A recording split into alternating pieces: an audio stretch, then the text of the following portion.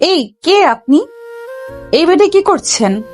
ছি ছি ছি, শেষ পর্যন্ত একটা স্টাফের সাথে তুমি বেডে শুয়ে আছো। তোমার এতটা অধপতন কিভাবে হলো? আমিও তো কিছুই বুঝতে পারছি না। এই স্টাফ এই বেডে কিভাবে এলো? শুরু হয়েছে কনে পক্ষ আর বরপক্ষের ভিতরে কথা কাটাকাটি। আমার কথা এখনো টনটন করে ব্যথা করছে। এমন একটা অবস্থা হলো যে মারামারি লেগে যাবার মতো অবস্থা। উঠতে যাব তখন এই ছেলে, পালাচ্ছ কোথায়? দেখুন, আমি কিছু জানি না। আমার মাথায় কেউ আঘাত করলো, আমি নিচে পড়ে গেলাম।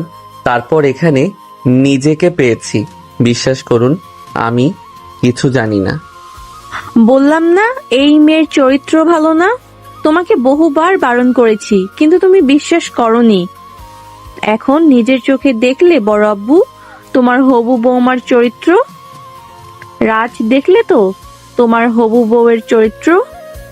এই মেয়ে, মুখ সামলে কথা বলো। তোমার সাহস কি করে হয় আমার চরিত্র নিয়ে কথা বলার? চুপ, একদম চুপ। তোমার জন্য আমার মান সম্মান সবকিছু শেষ হয়ে গেল। বিশ্বাস করো পাপা, আমি জানি না কি থেকে কি হয়েছে। আমি জানি না এই ছেলে কিভাবে এই বেডে এলো। এই কাজীকে এখানে ডেকে নিয়ে আসো। আমি এই গরিব ভিখারি রাস্তার কীটের সাথে ওর বিয়ে দিব। আমার সম্মান নষ্ট করার এটাই তার শাস্তি। এই বিয়ে? না, আমি বিয়ে করতে পারবো না। প্রাণে বেঁচে থাকতে চাইলে এখানেই এখন বসে থাক, ভিখারির বাচ্চা। এ কোন মুসিবতে পড়লাম। আঙ্কেলকে দেখে বললাম, আঙ্কেল, আমি এখানে কিভাবে এলাম আমি নিজেও জানি না। আমি এই রুমের সামনে আসতেই আমার মাথায় কেউ আঘাত করলো। তারপর নিজেকে এখানে পেলাম। সিসিটিভি ফুটেজ চেক করলাম, এই ছেলে সত্যি বলছে। মাহফুজ সাহেবের কেউ একজন তার মাথায় আঘাত করে রুমের ভিতর নিয়ে আসে। এখন কিছু করার নেই, সম্মান বাঁচাতে এই ছেলের সাথেই বিয়ে দেওয়া লাগবে। এখন কিছু করার নেই, সম্মান বাঁচাতে এই ছেলের সাথেই বিয়ে দেওয়া লাগবে। এটা জানাজানি হয়ে গেছে। আপনার পক্ষ থেকে দুইজন সাক্ষী নিয়ে আসেন। স্যার, একটু ভেবে দেখুন, এমন বিয়ে দেয়া কি ঠিক হবে? আপনাকে যা বলছি তাই করুন, না হলে আপনার রিসোর্ট বন্ধ করে দিব। আমি কেমন মানুষ আমাকে আপনি ভালো করেই চিনেন। জি স্যার, আমি নিয়ে আসছি। মেয়েটার দিকে তাকিয়ে দেখি কেমন যেন চুপচাপ আছে। ঘটনা কি বুঝলাম না। একটু পরে দুইজন সাক্ষী এবং কাজী এলো। কাজী বিয়ে পড়াতে মেয়েটা কবুল করে নিল। বিষয়টা কেমন হলো আমাকে বলতে বলল, তখন চুপ করে গেলাম। এই ছেলে কবুল বলতে পারো না? জি জি, ধমক শুনে কবুল বলে দিলাম। কপালের নাম গোপাল। ভাগ্যের কি কি অপেক্ষা করছে জানি না। আল্লাহ যা করেন অবশ্যই ভালোর জন্য করেন। সবাই রুম থেকে বেরিয়ে চলে গেল। পকেট থেকে ফোন বের করে দেখি রাত 11টা বাজে। আপনারা কিছু বুঝতে পারছেন না তাই তো? আসুন ফ্ল্যাশব্যাক থেকে ঘুরে আসি। আমি আকাশ আহমেদ নীল, মা বাবার একমাত্র সন্তান। মা বাবার সম্পর্কে কি আর বলবো, দুজনেই চাকুরিজীবী। এইবার অনার্স দ্বিতীয় বর্ষে। ক্রাশ বলতে একটা মেয়ে আছে, দেখতে অনেক সুন্দর। তার সামনে যাবার সাহস হয় না, কথা বলা তো দূরের কথা। কলেজের মাঠে চুপচাপ বসে আছি, তখন বন্ধুরা একে একে এসে পাশে বসলো। ওদের সাথে কথা বলছি, তখন পিয়ন এসে বলল প্রিন্সিপাল নাকি ডাকছে। তাই উঠে প্রিন্সিপালের রুমে পারমিশন নিয়ে ঢুকলাম। জি স্যার, বলুন। গত 2 মাসের ফিস বাকি আছে, কখন ফিস দিবা? এমন চলতে থাকলে কিন্তু তোমাকে কলেজ থেকে বের করে দিব। তোমাকে এর আগে 2বার বলা হয়েছে, কিন্তু এখন পর্যন্ত টাকা জমা দিতে পারোনি। তুমি যদি বেতন দিয়ে নাই পড়তে পারবা তাহলে আমাদের কলেজে ভর্তি হয়েছে কেন? সরকারি কলেজে ভর্তি হতে অথবা নর্মাল কোনো কলেজে ভর্তি হতে। স্যার আমাকে সময় দেন, আমি আর কয়েকদিনের মধ্যেই ফিস দিয়ে দিব। এই মাস পার হলেই 3 মাসের ফিস বকেয়া হয়ে যাবে।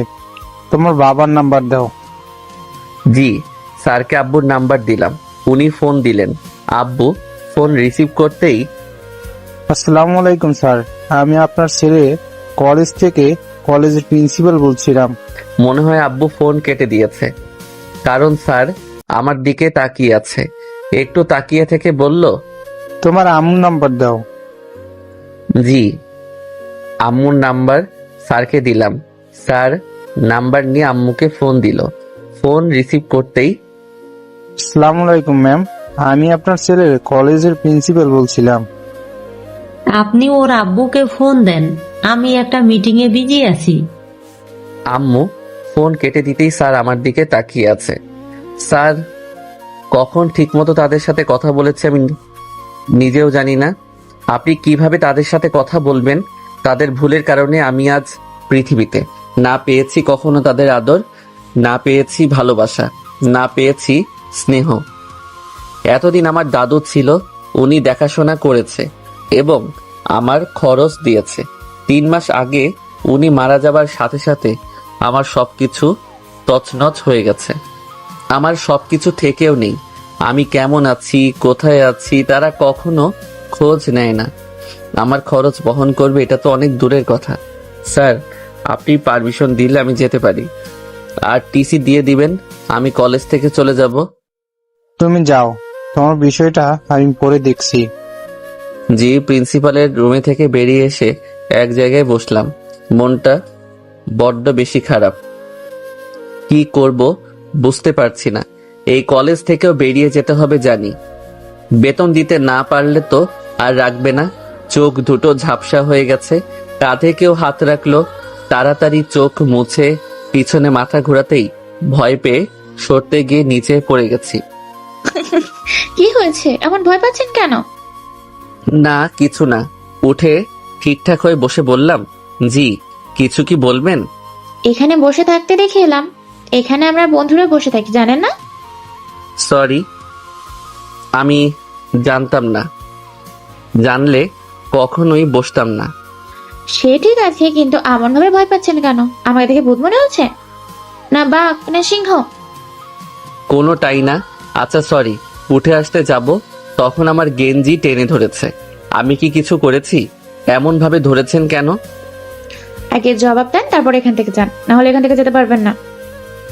মেয়ে মানুষ দেখে ভয় পাই, তাই আপনাকে দেখে এমন ভয় পেয়েছিলাম। আমার কথা শুনে মেয়েটা হাসতে লাগলো। কেন? মেয়েরা আবার আপনারা কি করলো? মেয়েদের এমন ভাবে ভয় পাওয়ার কি আছে? জানি না। এখন আপনি ছাড়েন না প্লিজ। গেঞ্জি ছেড়ে দিতেই দ্রুত হেঁটে চলে আসি বন্ধুদের কাছে। যারা, ছেলেটা কে রে? তার সাথে কথা বলছিলি? আমি চিনি না, দেখলাম এখানে এসে বসলো, কাঁধে হাত রাখতেই ভয় পেয়ে পড়ে গেল। জিজ্ঞেস করলাম কেন এমন করলো, ও বলছে আমাকে ভয় পেয়ে এমন ভাবে পড়েছে। মেয়েদের নাকি ভয় পায়, কি একটা অবস্থা। ও, ছেলেটা দেখতে শুনতে ভালোই আছে। তা আছে কিছুটা, তুই যতটা বুঝিস ততটা নেই। ওই ছেলের থেকে আমাদের কলেজের অনেক সুন্দর সুন্দর ছেলে আছে, যাদের প্রথম দেখাতেই ভালো লেগে যায়। তা ঠিক বলেছিস। সব নিজ নিজ গার্লফ্রেন্ড নিয়ে বসে আছে, আর আমি সিঙ্গেল। ওদের কাণ্ড কারখানা দেখছি। কিরে ভাই, একা বসে বসে কি করছিস? ওদের সব প্রেম দেখছি। তোর গার্লফ্রেন্ড কোথায় আছে? তুই দেরি করে কলেজে আসলি যে? এসেছিল, বাসে চলে গেল। তোর কি অবস্থা? এদিকে কোথায় গেছিলি? একটু প্রিন্সিপাল স্যারের রুমে গেছিলাম। কবে যে পড়াশোনা শেষ করে একটা চাকরি পাবো, কবে যে লাইফটা সুন্দর হবে আল্লাহ ভালো জানেন। চাকরি পাবি কি পাবি না তার গ্যারান্টি আছে? বর্তমান সময় চাকরি পাওয়া বড় মুশকিল ভাই। চাকরির বাজারের চাকরির মূল্য অনেক। দুজনে কথা বলতে বলতে ক্লাসের সময় হতেই ক্লাসে চলে এলাম। টিফিন পিরিয়ডে বসে আছি, তখন পিয়ন এসে বলল প্রিন্সিপাল স্যার ডেকেছে, তাই আবারও এলাম। কলেজ থেকে বেরিয়ে যেতে হবে, বেশ ভালোভাবেই অনুভব করতে পারছি। জি স্যার বলেন। তুমি অনেক ভালো স্টুডেন্ট, কিন্তু আমাদের কলেজ চলে বেতন ভিত্তিক, সেটা জানো তো? মনে মনে বললাম, ঘুরিয়ে ফিরিয়ে না বলে সোজাসুজি বলে দিলেই হয় কলেজ থেকে বেরিয়ে যেতে হবে। জি স্যার বলেন। তোমাকে কলেজ থেকে চলে যেতে হতো, কিন্তু আমাদের কলেজ ফান্ড থেকে তোমার খরচ বহন করব। তোমার কলেজের সমস্ত খরচ বহন করবে কলেজ। তোমার মতো ভালো স্টুডেন্ট এই কলেজে হাতছাড়া করতে চায় না। তোমার মতো ছাত্র থাকলে আমাদের এবং আমাদের কলেজের নাম উজ্জ্বল হবে। খুশির ঠেলায় চোখের কোণে পানি চলে এসেছে। আমি তো ভাবছিলাম আমার আর পড়াশোনা করা হবে না। আপনাদের ধন্যবাদ স্যার। সবার জন্য এমন করা হয় না, আর আমাদের কলেজ তো গরিব ছেলেমেয়েদের পড়াশোনা করে না, সেটা জানো। এই প্রথম তোমার জন্য আমাদের কলেজ এমন করেছে। মেইন কথা, তোমার মতো ছাত্র হাতছাড়া করতে চাই না। জি স্যার, আমি আমার পুরোটা দিয়ে চেষ্টা করব যেন ভালো কিছু করতে পারি। তোমার উপর আমাদের বিশ্বাস আছে। আচ্ছা, এখন তুমি যেতে পারো। জি স্যার। খুশির ঠেলায় নাচতে নাচতে বেরিয়ে এলাম। এসে এক জায়গায় বসে আছি আর সবকিছু ভাবছি। আল্লাহ কেন যে জমিনে পাঠিয়েছে উনি ভালো জানেন। শুধু কষ্ট আর কষ্ট, যেদিকে তাকাই সেদিকেই কষ্ট। একটু বসে থেকে আবারও ক্লাস শেষ করে বাসায় কোথাও কিছু একটা করতে পারলে ভালো হতো। কোচিং বা প্রাইভেট পড়াতে পারলে বেশি ভালো হতো। তাহলে হাতে কিছু অন্তত থাকতো। টাকা পয়সা কিছু নেই, তাদের ফোন দিলেও রিসিভ করে না। একবার ফোন দিব, দেখি কি বলছে। আব্বুকে ফোন দিলাম, কয়েকবার রিং হবার পর রিসিভ করলো। আসসালামু আলাইকুম আব্বু। ওয়ালাইকুম আসসালাম। কি হয়েছে, ফোন দিচ্ছ কেন? এমন কথা শুনে আর কিছু বলার সাহস হলো না। না, কিছু না। এমন মেয়েদের মতো নেকামো না করে বলো, কি হয়েছে? সকালে প্রিন্সিপাল স্যার ফোন দিয়েছিল কেন? কলেজের বেতন বকেয়া ছিল, তাই ফোন দিয়েছিল। তোমার আর কিছু বলার আছে? কিছু টাকা লাগতো, যদি টাকা দিতেন। কেন, তুমি ইনকাম করতে পারো না? তুমি তোমার খরচ চালাতে পারো না? জি, আমি কাজ খুঁজছি, কিন্তু আমি তোমার নাম্বারে 10,000 টাকা পাঠিয়ে দিয়েছি। পাঠিয়ে দিচ্ছি, আর ফোন দিবা না। এইবারের মতো 10,000 টাকা দিলাম।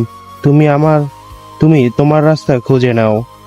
আমার একটা সংসার আছে, আমাকে আমার দিকে থাকতে দাও। জি। আব্বু ফোন কেটে দিল। এটা দিয়ে আমাকে কিছু একটা শুরু করতে হবে, কোনো কাজ বা কোনো ব্যবসা শুরু করতে হবে। আচ্ছা, আম্মুকে ফোন দিব, দেখি সে কি বলে। আজকে না হয় নির্লজ্জ হয়ে গেলাম। উফস, আমি তো নির্লজ্জ। আম্মুকে ফোন দিলাম, প্রথমবার রিসিভ করলো না, দ্বিতীয়বার রিসিভ করলো। কি হয়েছে, ফোন দিয়েছো কেন? আর সকালে প্রিন্সিপাল ফোন দিয়েছিল কেন? কলেজের বকেয়া বেতন রয়েছিল, তাই। তোমাকে প্রাইভেট কলেজে কে পড়তে বলেছিল? সরকারি কলেজ ছিল না? নর্মাল কলেজ ছিল না? ছিল, কিন্তু কিন্তু কি? তুমি আমাকে আর কখনো ফোন দিবা না। আমার হাজবেন্ড জানলে আমাকে বকা দিবে, আমার সাথে খারাপ ব্যবহার করবে। তোমার জন্য আমি বকা খেতে পারবো না। আজকের পর থেকে আমাকে কখনো ফোন দিবা না। জি ঠিক আছে। তোমার অ্যাকাউন্টে আমি টাকা পাঠিয়ে দিচ্ছি। আজকের পর থেকে আর কখনো আমাকে ফোন দিবা না। বিকাশ নাম্বার দিয়ে দাও। জি, এটাই বিকাশ নাম্বার। অ্যাকাউন্টে 7,000 টাকা ঢুকলো। বাহ, আজকে মনে হচ্ছে আমার কপাল ভালো আছে। কোনো কিছু তো আমাকে করা লাগবে, না হলে এই সমাজে বেঁচে থাকা বড় মুশকিল হয়ে যাবে। এই টাকা দিয়ে কি হবে? না কোনো ব্যবসা, না কিছু করা যাবে। কোনো কাজ খুঁজে বের করতে হবে। এমন চুপচাপ বসে থাকলে চলবে না। বের হলাম কাজের খোঁজে। শুধু শুধু এমনভাবে টাকা বসে বসে খেলে আমার চলবে না। টাকাগুলো উঠিয়ে জমা রাখি। বাসা থেকে বেরিয়ে চলে আসি বাইরে। কোচিং করাতে পারলে বেশি ভালো হতো। মিনিট কিনে তারপর প্রতিটা কোচিং সেন্টারে ফোন দিয়ে জিজ্ঞেস করি তাদের কোনো শিক্ষক লাগবে কিনা। যেই ভাবা সেই কাজ। আমি মিনিট নিয়ে ফোন দেওয়া শুরু করলাম, কিন্তু সবার একই কথা, লাগবে না। আমাদের শহরে এতগুলো কোচিং সেন্টার আছে, জানাই ছিল না। এটাই শেষ দেখা যাক কি বলে। ফোন দিলাম, কয়েকবার রিং হবার পর রিসিভ করলো, কিন্তু ওখানেও হলো না। আমার ফ্রি টাইমে কি কাজ করতে পারি, ওভার টাইমে কি কাজ করতে পারি, একটু ভেবে দেখি কি করা যায়। এমন কোনো কাজ হতে পারে? উপস, পাগল হয়ে যাওয়া লাগবে দেখছি। তুই এখানে দাঁড়িয়ে আছিস কেন? কিছু কি হয়েছে? না, কিছু হয়নি, এমনিতেই দাঁড়িয়ে আছি। তুই এইদিকে কি করিস? এমনি এলাম। কোনো সমস্যা হয়েছে? ইদানিং তোকে কেমন চিন্তিত দেখাচ্ছে। না রে, তেমন কিছু না, একটা কাজ খুঁজছি, এই আর কি। যা ছিল প্রায় সব টাকা শেষ। কোচিং সেন্টারগুলোতে ফোন দিয়ে দেখছিলাম যে তাদের শিক্ষক লাগবে কিনা, কিন্তু কোথাও হলো না। পড়াশোনার পাশাপাশি পার্ট টাইম কোনো জব করতে হবে। নাজিমের বাবার রিসোর্টে গিয়ে দেখতে পারিস। নাজিম বলছিল যে ওর বাবার রিসোর্টে কয়েকজন লোক লাগবে। কি বলিস? আগে বলবি তো, আমি এখনই ওর বাবার সাথে কথা বলবো। চল তুই আমার সাথে, যদি কাজটা হয়ে যায় তাহলে তোর জন্য ট্রিট আছে। এমনিতে তোর কাছে টাকা পয়সা নেই, আবার তুই ট্রিট দিবি? আচ্ছা চল, দেখা যাক কি হয়। দুজনে ওর বাইকে উঠে চলে আসি নাজিমের বাবার রিসর্টে। দেখি নাজিমের বাবা নেই, ওনার ম্যানেজার আছে। ম্যানেজারকে জিজ্ঞেস করতেই বলে ভিতরে আছে। তাই আমরাও ভিতরে এলাম। আসসালামু আলাইকুম আঙ্কেল। নাজিমের বাবা আমাকে না চিনলেও তুহিনকে ভালো করেই চিনে। তোমরা কি মনে করে সবকিছু ঠিক আছে তো? জি আলহামদুলিল্লাহ, সব ভালো। আঙ্কেল, আপনার রিসোর্টে কোনো কাজ আছে? কার জন্য কাজ খুঁজছো? আমার জন্য পার্ট টাইম কোনো কাজ আছে? যদি থেকে থাকে তাহলে একটা কাজ দেন, বড্ড প্রয়োজন। কেন, তোমার আব্বু আম্মু কি তোমার বাসা থেকে বের করে দিয়েছে?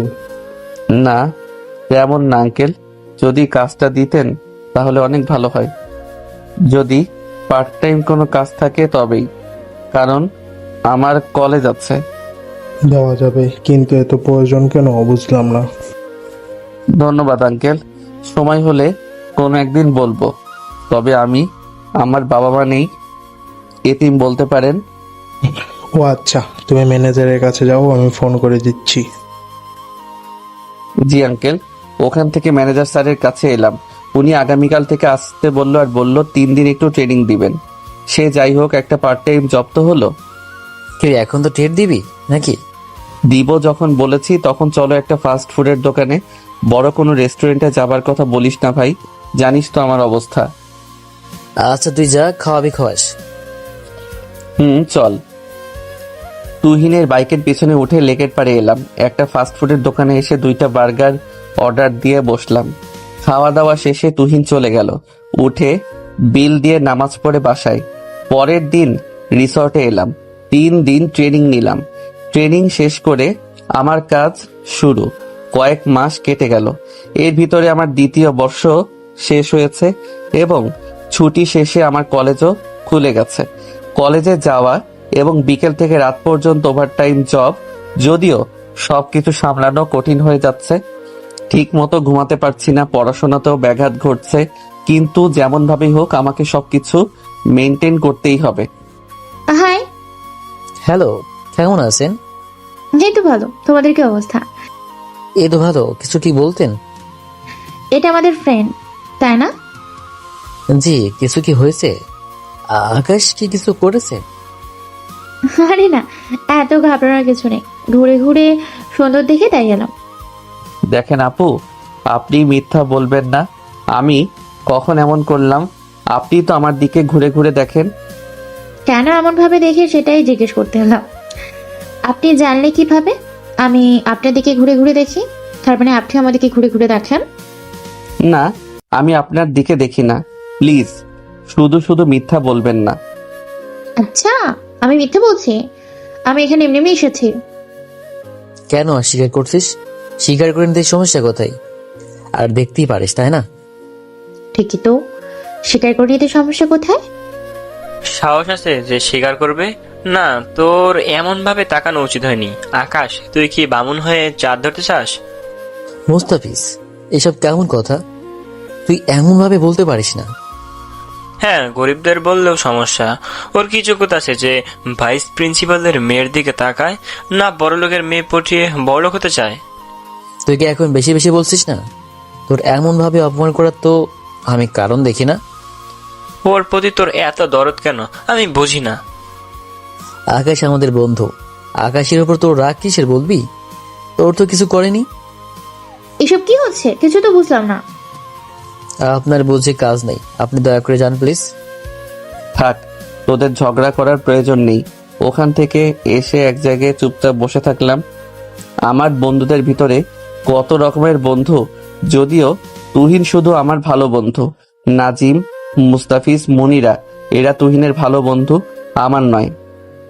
ওরা আবার একটু বড়লোকস বেশি, অহংকার বেশি। কেন জানি আমাকে তারা সহ্য করতে পারে না। পাশে কেউ বসেছে, মাথা উঁচু করে দেখি ওই মেয়েটা।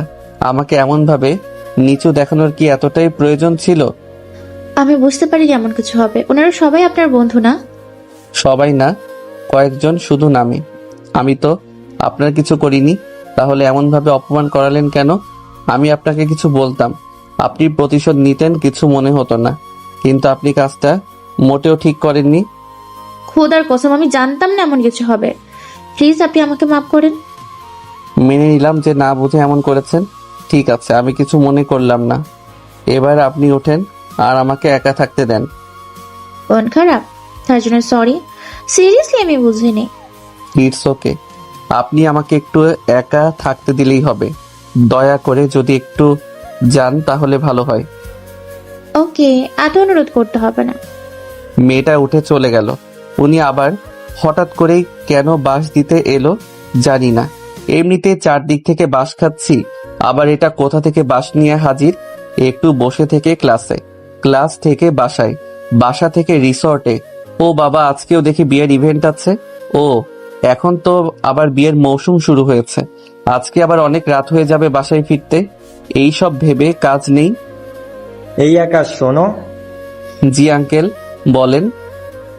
আজকে যেন কোনো কমপ্লেন না শুনি। আজকে বড় একজন বিজনেসম্যানের মেয়ের বিয়ে, দুজনই বড় বিজনেসম্যান।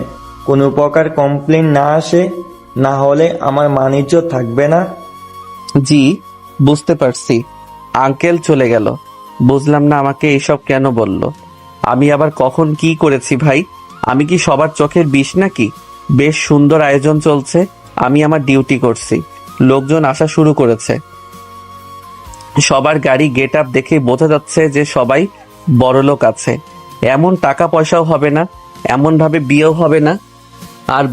আর বর্তমানে স্বর্ণের যেই দাম, ভাগ্যে বিয়ে নেই। রাতে ম্যানেজার বর আর কনের রুমে ড্রিঙ্কস আর ফলমূল দিয়ে পাঠিয়েছে। এই জবের জন্য আর কি কি করতে হবে আল্লাহ মালুম।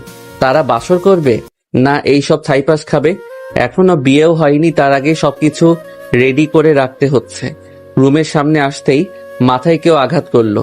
চোখে সরিষার ফুল দেখতে লাগলাম। চোখ খুলতে আকাশ থেকে পড়েছি। এইসব লোকজন কে, কারা এইসব? আমি বেডে কি করছি? পাশে তাকিয়ে দেখি একটা মেয়ে শুয়ে আছে। এইসব কি? হবু যে বর আমার দিকে অগ্নি দৃষ্টিতে তাকিয়ে আছে, কোণে ঘুমিয়ে আছে। মেয়েটার শরীরে মোচড় দিয়ে ঘুম থেকে উঠল। নাম শুনেছিলাম, নওশিন। এক পলক দেখেছিলাম মেয়েটা অনেক সুন্দর, এখন সে আমার পাশে শুয়ে আছে। এরপর তো আপনারা জানেনই। চলুন এখন গল্পে আসা যাক। আমি বসে বসে চিন্তা করছিলাম আমার সাথে কি হচ্ছে। তখন নওশিন, মানে যার সাথে আমার মাত্র বিয়ে হইল, সে বলল, এই ছেলে, চলো ওদের বিয়ে দেখি। হ্যাঁ, আমি কিছুই বুঝলাম না। এইসব কি হচ্ছে আমাকে বলবেন? আরে যে মেয়ে আমার চরিত্রের উপর দাগ দিচ্ছেন না, সেই মেয়ে এই সব করেছে। আমার ড্রিঙ্কসের সাথে কিছু মিশিয়েছে আর আপনার মাথায় মেরে অচেতন করে আমার সাথে ফাঁসিয়ে দিয়েছে। মানে সবকিছু সেই মেয়ে করেছে। কিন্তু আমি কেন? আমি কার পাকা ধানে মই দিয়েছি যে আমার সাথে এমন করলো? ওই মেয়ে, মানে আমার যে বর হতো, তাকে ভালোবাসে, কিন্তু বিয়ে হচ্ছিল আমার সাথে, তাই এমন জগা খিচুড়ি করেছে। কিন্তু আপনি এত খুশি কেন? আপনার খুশি হবার কারণ খুঁজে পাচ্ছি না। আরে ওই ছেলেকে আমারও পছন্দ না। যা হয়েছে ভালোই হয়েছে। ওই ছেলের থেকে চাইলেও মুক্তি পেতাম না, কিন্তু আপনার থেকে যে কোনো সময় মুক্তি পেয়ে যাব। ও, মাথা এখনো টনটন ব্যথা করছে। মাথা ধরে উঠে আসতে যাব, তখন মেয়েটা উঠে বলল, সম্ভবত তাদের বিয়ে হচ্ছে, চলেন তাদের বিয়ে দেখি। এই মেয়ে কি পাগল? আমার মনে হয় মাথার কয়েকটা তার কেটে গেছে। আমাকে আমার কাজ করতে হবে। আপনার বিয়ে দেখার শখ, আপনি দেখেন। আমি গেলাম। আচ্ছা চলেন, আপনার সাথে পরে কথা বলা যাবে। জি। রুম থেকে বেরিয়ে চলে আসি বাইরে। যা কাজ তাই করতে লাগলাম। সত্যি সত্যি দেখি ওই মেয়ে কোণে সাজে বসে আছে। অনেক লোকজন কেমন যেন আমার দিকে বাঁকা চোখে তাকাচ্ছে। তাতে আমার কি? আমি কি অপরাধী নাকি? এইসব মানুষদের বুঝি না রাতে কেন বিয়ে করছে। আরে ভাই, রাতটা এনজয় করবে তা না করে বিয়ে করছে। আচ্ছা, এরা বাসর রাতের বদলে কি বাসর দিন করবে? যদিও এতক্ষণ সব বিয়ে হয়ে যায়, আজকে মনে হয় এই ঝামেলার জন্য দেরি হয়েছে। আঙ্কেলকে দেখে ওনার কাছে গিয়ে বললাম, আঙ্কেল সরি, বিশ্বাস করেন আমি জানি না কিভাবে এইসব হয়েছে। তোমাকে ফাঁসানো হয়েছে। সিসিটিভি ফুটেজে আমি সাথে সাথে গিয়ে দেখেছি। ওই ব্যক্তিগুলোকে বোঝা যাচ্ছে না, তবে সবকিছু পরিকল্পিত সেটা জানি। সে যাই হোক, যা হবার হয়েছে, এখন গিয়ে তুমি তোমার কাজ করো। জি। তারপর চলে এলাম যেখানে বিয়ে হচ্ছে সেখানে। আসতেই কে যেন আমার গালে 2টা থাপ্পড় দিল। ট্রে থেকে ড্রিঙ্কস নিয়ে আমার মুখের উপর ছুঁড়ে মারলো। মুখ মুছে সামনে তাকিয়ে দেখি একটা মেয়ে। আমি আবার কি করলাম? ছোট লোকের বাচ্চা, তোর সাহস কি করে হলো আমার বোনকে বিয়ে করার? ও, এটা কোনের ছোট বোন। কিন্তু আমি কি অপরাধ করলাম? আমাকে ফাঁসিয়ে দিয়ে আমার উপর অত্যাচার। আল্লাহ আরো কত কি সহ্য করাবে। আমাকে ফাঁসিয়ে দিয়ে আমাকে এগুলো শুকাচ্ছেন। আমি আবার কি করলাম? গলার আওয়াজ নিচে করে রাখ, ভিখারির বাচ্চা। আমার বোনকে বিয়ে করার তোর যোগ্যতা কি আছে রে, ভিখারির বাচ্চা? পিছনে ফিরে চলে আসতে যাব, তখন নিচে পড়ে গেলাম। কেউ আমাকে লাথি দিয়েছে। কাছের গ্লাস আর ট্রে পড়ে ভেঙে গেল। এখন এগুলোর দাম পকেট থেকে বেরিয়ে যাবে। উঠে পরিষ্কার করে এসে এক জায়গায় চুপচাপ বসলাম। চোখ দিয়ে পানি বেরিয়ে গেল। আমার অপরাধটা কি? না কারো ক্ষতি করেছি, না কিছু করেছি, তারপরও আমার সাথে এইরকম হচ্ছে কেন? আকাশ, কি হয়েছে? এমন ভাবে বসে আছো কেন? আঙ্কেলের কণ্ঠ শুনে উঠে দাঁড়িয়ে গেছি। আঙ্কেল, আমাকে আজকে ছুটি দিবেন? আমার দিনটা ভালো যাচ্ছে না। আমার কাছে 4টা গ্লাস আর ট্রে ভেঙে গেছে, ওটার দাম আগামীকাল জমা দিয়ে দিব। কি হয়েছে তোমার? ড্রেস ভিজা কেন? পড়ে গিয়ে এমন হয়েছে। যদি আজকে ছুটি দেন তাহলে অনেক ভালো হয়। অনেক বড় ইভেন্ট, কিভাবে আজকে ছুটি দেই? আচ্ছা, তুমি ভিতরে দেখো, আর যারা ভিতরে তাদের কাউকে পাঠিয়ে দাও। যাও, গিয়ে পোশাক চেঞ্জ করে নাও। আজকে দৌড়ের উপর আছি, বুঝতেই পারছো। জি। ওখান থেকে স্টাফ রুমে এসে চেঞ্জ করে নিলাম। বেশ কিছুক্ষণ পরে, আপু, তুমি এমন করতে পারি কিভাবে? আব্বুর মান সম্মান সবকিছু শেষ করে দিলে। তোমার রুচিতে কিভাবে ওই রকম ছেলে এলো? আমাদের ফাঁসানো হয়েছে, আর যা হয়েছে ভালোই হয়েছে। ওই ছেলের থেকে তো আমি বেঁচেছি। তুমি যেন আর বাসায় না যাও সেটা বলে দিয়েছে। আজকের পর থেকে ওই বাসার দরজা তোমার জন্য বন্ধ। হ্যাঁ, বললেই হলো নাকি? আমার কোনো দোষ নেই, আমি কোনো অপরাধ করিনি। তাহলে শাস্তি পাবো কেন? গেলেই বুঝতে পারবে কি হবে না হবে। বাই দ্য ওয়ে, ওই ছোট লোকের বাচ্চা যেন আমার চোখের সামনে না পড়ে, না হলে ভালো হবে না বলে দিলাম। ওই ছেলে আবার তোর বা তোদের কি করলো? আর কি করবি তুই? এটা মনে রাখ, ওটা তোর দুলা ভাই হয়। ওই ছোট লোকের বাচ্চাকে বলবো দুলা ভাই? হ্যাঁ, এতটাও খারাপ দিন আসেনি যে ওই ছেলেকে দুলা ভাই বলবো। তোর ইচ্ছে সেটা বড় কথা নয়, কথা হচ্ছে ওদের বেশ মানিয়েছে, তাই না? বেশ জুটি, 2 শয়তান মিলেছে ভালো। তোমার একটুও খারাপ লাগছে না? এত বড় লোক ছেলে তোমার থেকে হাত ছাড়া হয়ে গেল। ওর থেকে কি বেশি সুখে রাখবে তোমাকে? একটুও আফসোস নেই। আম্মুকে আর কাউকে চোখে পড়ছে না। কোথায় সব? বাসায় চলে গেছে। এইখানে কি জন্য থাকবে? অপমানিত হবার জন্য থাকবে? আর আব্বু যাবার আগে বলেছে যেন তুমি বাসায় না যাও, গেলে তোমাকে বাসা থেকে ঘাড় ধাক্কা দিয়ে বের করে দেবে। বাদ দেন, আমাকে এখন ওদের বিয়েটা এনজয় করতে দে। আমি ফুর্তিতেই আছি। বিয়ে শেষ হতে হতে রাত 4টা। যারা পাগল তারাই রাতে বিয়ে করে। ঘুমের 14টা বাজিয়ে সব এনজয় করছে। আমি হলে খাওয়া দাওয়া সেরে উধাও হয়ে যেতাম। যদিও বিয়েটা 1:30 থেকে 2টার মধ্যে শেষ হয়ে গেছে, কিন্তু আর কিছু পাগল ছাগল আছে। তারা আছে যারা সব গোবর খাচ্ছে আর নাচছে। লোকজন অনেকটাই কমে গেছে, অল্প কিছু আছে। সবকিছু শেষ করতে করতে রাত 4টায় বেজে গেছে। আমার কাজ শেষ, আমি আর থাকবো না। এবার বাসায় গিয়ে ঘুমিয়ে পড়ি। হঠাৎ করেই মনে পড়ল আমার তো বিয়ে হয়েছে, কিন্তু আমার বউ কোথায়? ধুর, কিসের বউ? রিসর্টে থেকে বের হতে গিয়ে দেখি মেয়েটা দাঁড়িয়ে আছে। আপনি আপনার বাসায় যাননি? গিয়েছিলাম বাসায়, আমার কোনো জায়গা নেই, লাগেজ দিয়ে বের করে দিয়েছে। আমাদের দোষ কোথায়? শালা নিজের চলতে এদিক টানতে ওই দিক উদাম, আর এখন আরেকজন কাঁধে এসে পড়লো। আপনার এইসব নিয়ে যাব কিভাবে?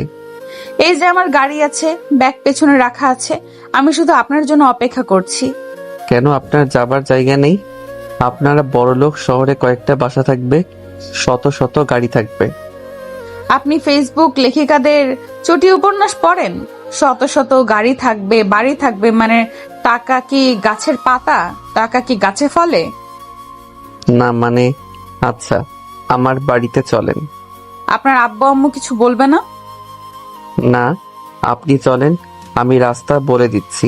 আমি গাড়িতে উঠে বসলাম, উনি ড্রাইভ করতে লাগলো।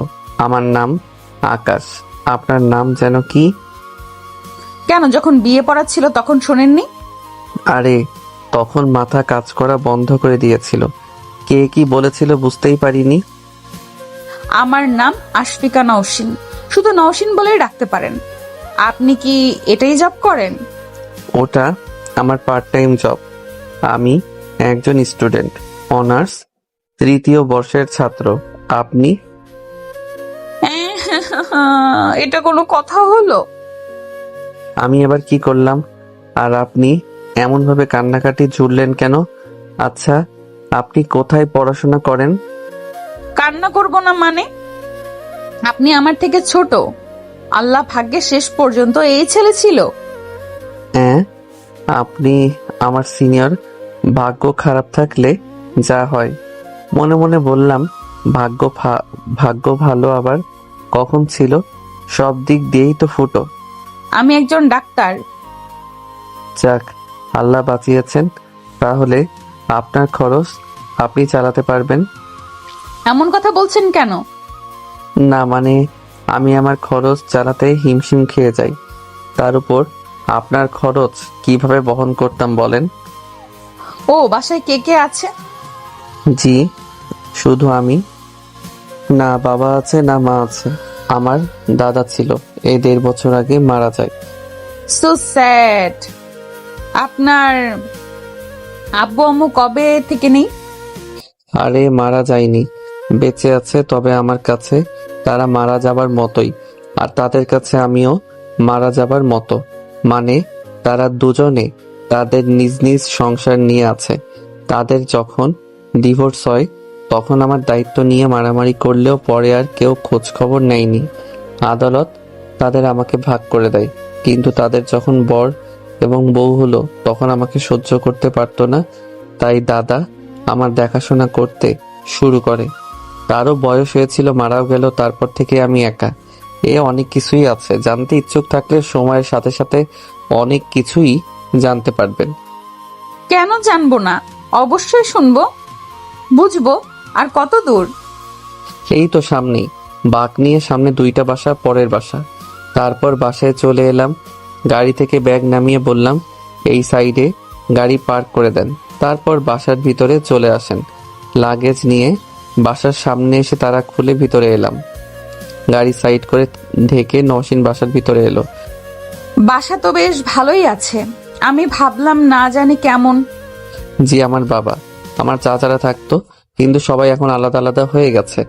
দাদা মৃত্যুর আগে এই বাসা আমার নামে করে দিয়ে গেছে, তাই এই বাসা নিয়ে কেউ ঝামেলা করার সাহস পাইনি, না হলে হয়তো এই বাসা থাকতো না। আমার কাছে শুধু এই বাসাটাই আছে, এর বাইরে আমার কাছে কিছু নেই। বুঝলাম, ঘুমাবো কোথায়? একটু অপেক্ষা করুন, আমি বিছানা ঠিক করে দিচ্ছি, শুধু সবকিছু বের করে বিছানায় পারতে হবে। একসাথে ঘুমাতে সমস্যা কোথায়? এমন নয় যে আমি আপনার জন্য হারাম, না মানে আমি তো আপনার বউ, তাই না? দেখেন, আমার মনে হয় এখন কথা না বলে ঘুমিয়ে পড়েন।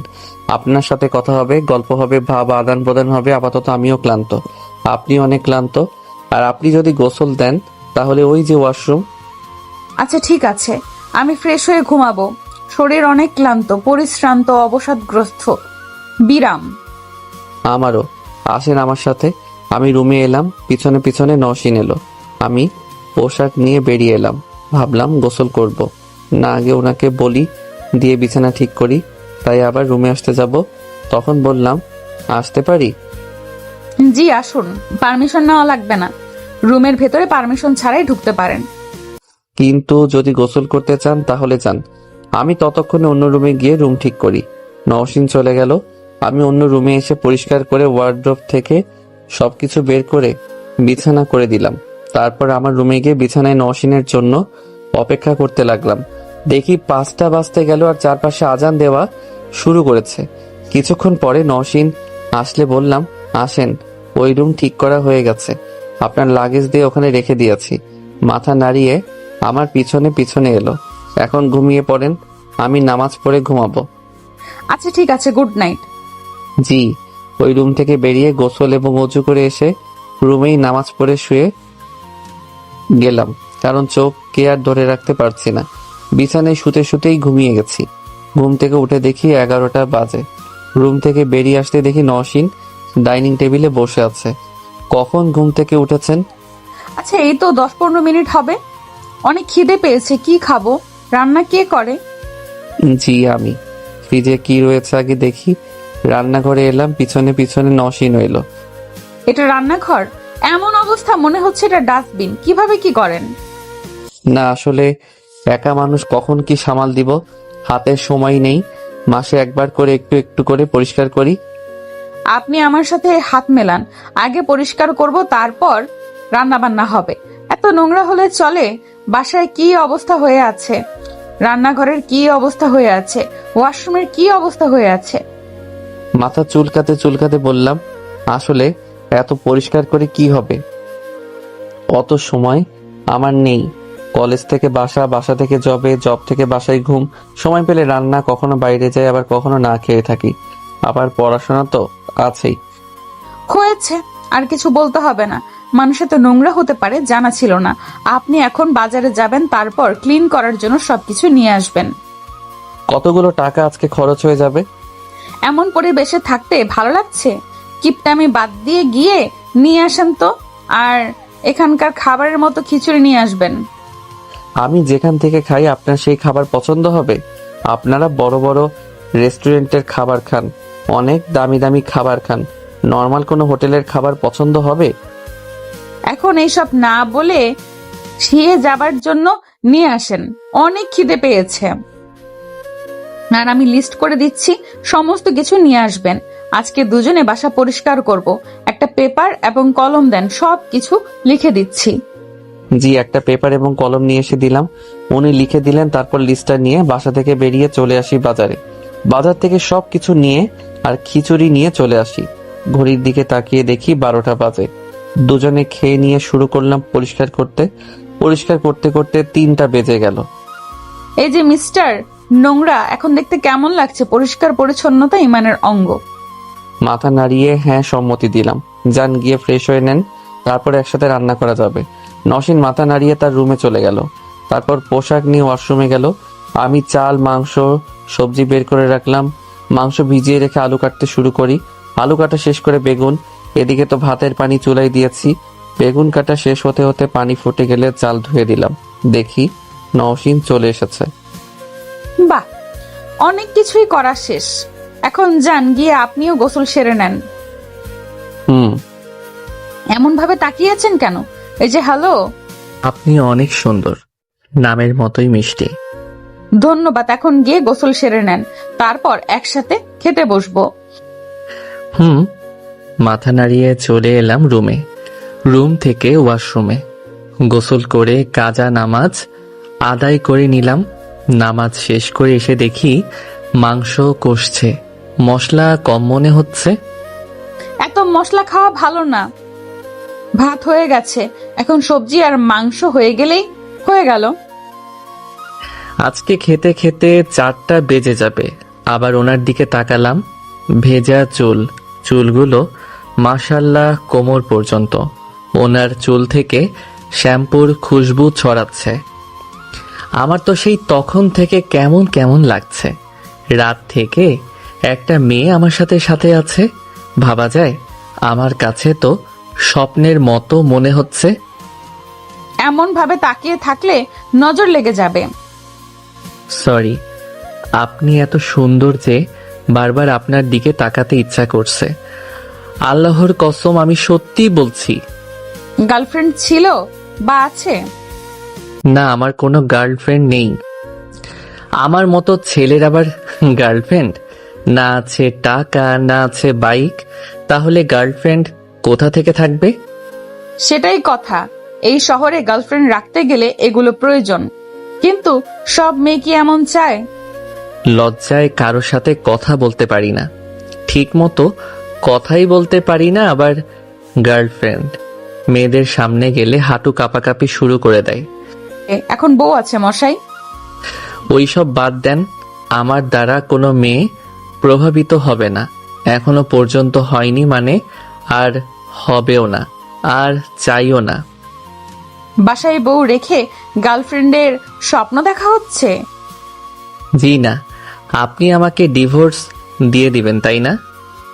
ডিভোর্স দিব কি জন্য?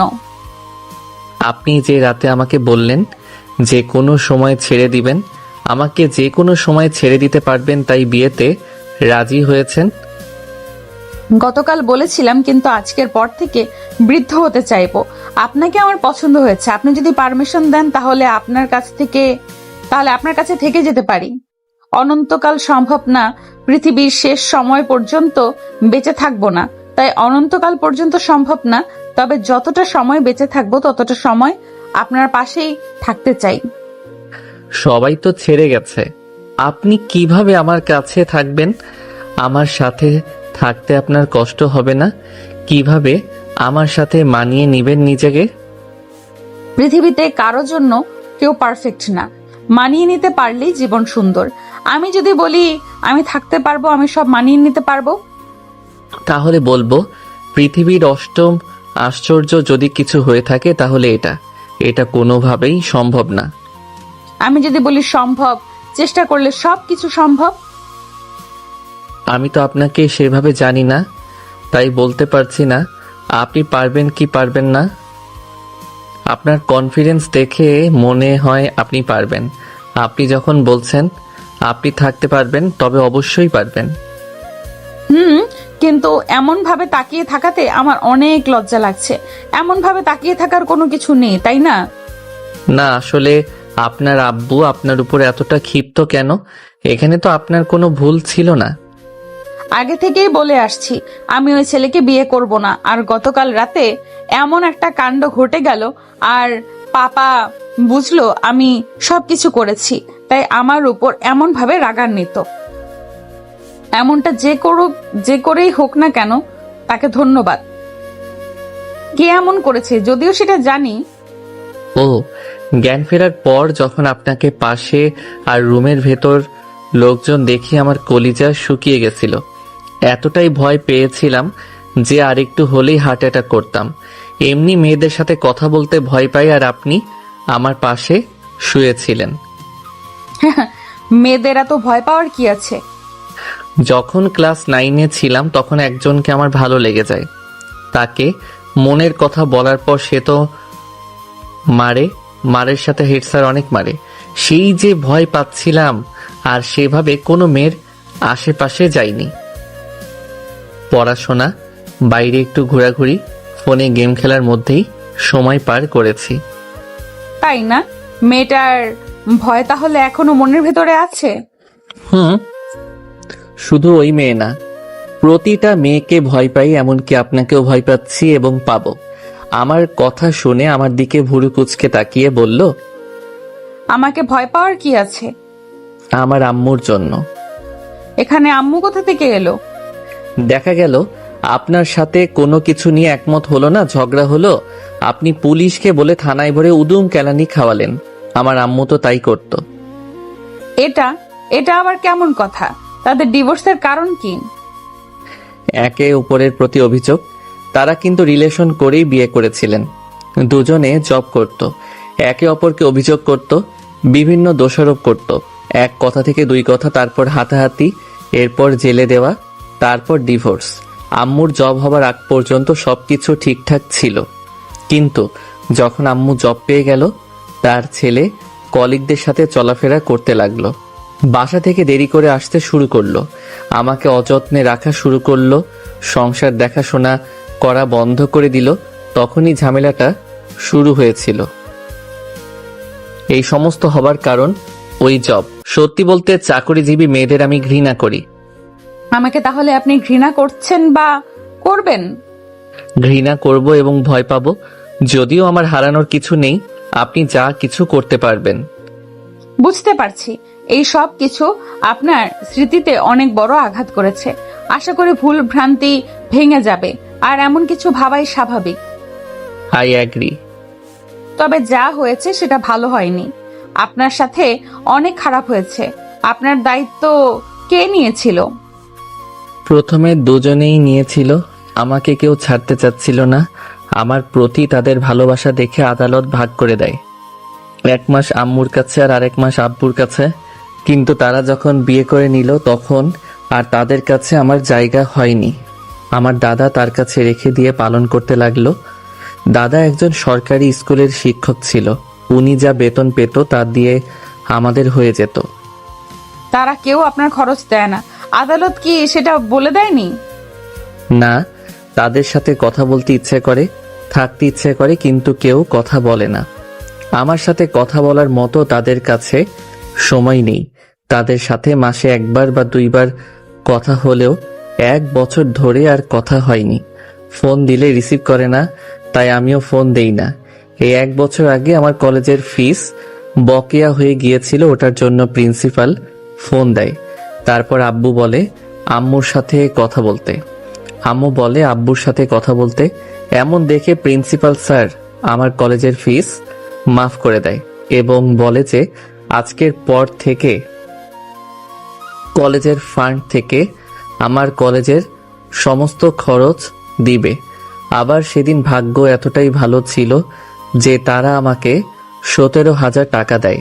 আম্মু দিয়েছিল 7,000 আর আব্বু দিয়েছিল 10,000। সাথে দুজনেই শর্ত দিয়েছিল যেন আর কখনো তাদের ফোন না দেই। তারপর থেকে আর কখনো কথা হয়নি। অনেক খারাপ অবস্থার মধ্য দিয়ে পার হয়ে এত দূর এসেছেন। অনেক কিছুই ঘটে গেছে জীবনে, একদমই ভালো কিছু হয়নি। খাবার হয়ে গেছে, এখন চলুন খেয়ে নিবেন। হাতের উল্টো পিঠ দিয়ে চোখ মুছে নওশিনের সাথে খাবার নিয়ে ডাইনিং টেবিলে এলাম। দুজনে একসাথে খেতে বসলাম। খাবার মুখে দিয়ে বললাম, এর আগে রান্না করেছেন কখনো? কেন, কোনো কিছু কম হয়েছে কি? না বেশি হয়ে গেছে? ইস রে, লবণ কম হয়ে গেছে। অনেক ঝালও হয়েছে। এত ঝাল মানুষে খায়? অনেকদিন আগে রান্না করেছি, তারপর আর করা হয়নি, তাই এমন হয়ে গেছে। সরি। কষ্ট করে একটু খেয়ে নেন। দেখি লেবু আছে কিনা। উঠে ফ্রিজে গিয়ে দেখলাম লেবু আছে। লেবু নিয়ে রান্নাঘরে এসে কেটে লবণ নিয়ে এলাম। আজকের মতো এমনভাবে চালিয়ে নেওয়া লাগবে। আমি টেস্ট করেও দেখিনি, একটু খেয়ে দেখা উচিত ছিল। নেন, এখনকার মতো খেয়ে নেন।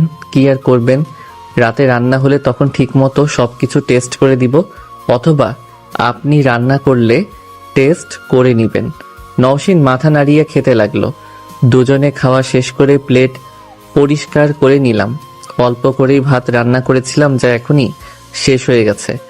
মাংস সবজি বেশি হয়েছে, সেগুলো ফ্রিজে রেখে দিলাম। বাসার অনেক কিছুই নেই, বিশেষ করে রান্নার আসবাবপত্র। বিকেলে দুজনে মার্কেটে যাব, কেনাকাটা করব। আমার টাকা পয়সা তখন 2,000-এর কাছাকাছি খরচ হয়ে গেছে। শুধু কান্নাকাটি করে। কত টাকা খরচ হয়েছে শুনি? এখন যা যা খরচ হবে আমি দিব। আচ্ছা ঠিক আছে। কি বললেন, আবার বলেন। আচ্ছা ঠিক আছে। শুনতে অনেক ভালো লাগলো। যান গিয়ে বিশ্রাম নেন, আমিও বিশ্রাম নেই। মাথা নাড়িয়ে চলে আসি আমার রুমে। নওশিন তার রুমে চলে গেল। শুতে শুতেই ঘুমিয়ে পড়ি। ঘুম থেকে উঠে দেখি 5:30 বাজে। আবার নামাজ দেরি। ধুর, ঘুমানো উচিত হয়নি। উঠে উজু করে আবার বাসার ভিতরে নামাজ পড়ে নিলাম। নামাজ পড়ে এসে বাইরে আসতেই দেখি নওশিন চেয়ারে বসে আছে। এগুলো চেঞ্জ করেননি কেন? চেয়ারগুলো কেমন ভেঙে ভেঙে আছে। দেখেন আমার কাছে এত টাকা নেই, আর আমি টাকা জমাচ্ছি কোনো ব্যবসা বা কিছু করব তাই। আহারে, আমি বলিনি আমি টাকা দিব। আচ্ছা চলেন মার্কেট থেকে ঘুরে আসি। আর হ্যাঁ, আজকে ছুটি নিয়ে নেন। হ্যাঁ, হ্যাঁ, কেন? এমনিতেই এটা পার্ট টাইম কাজ, তার উপর ছুটি।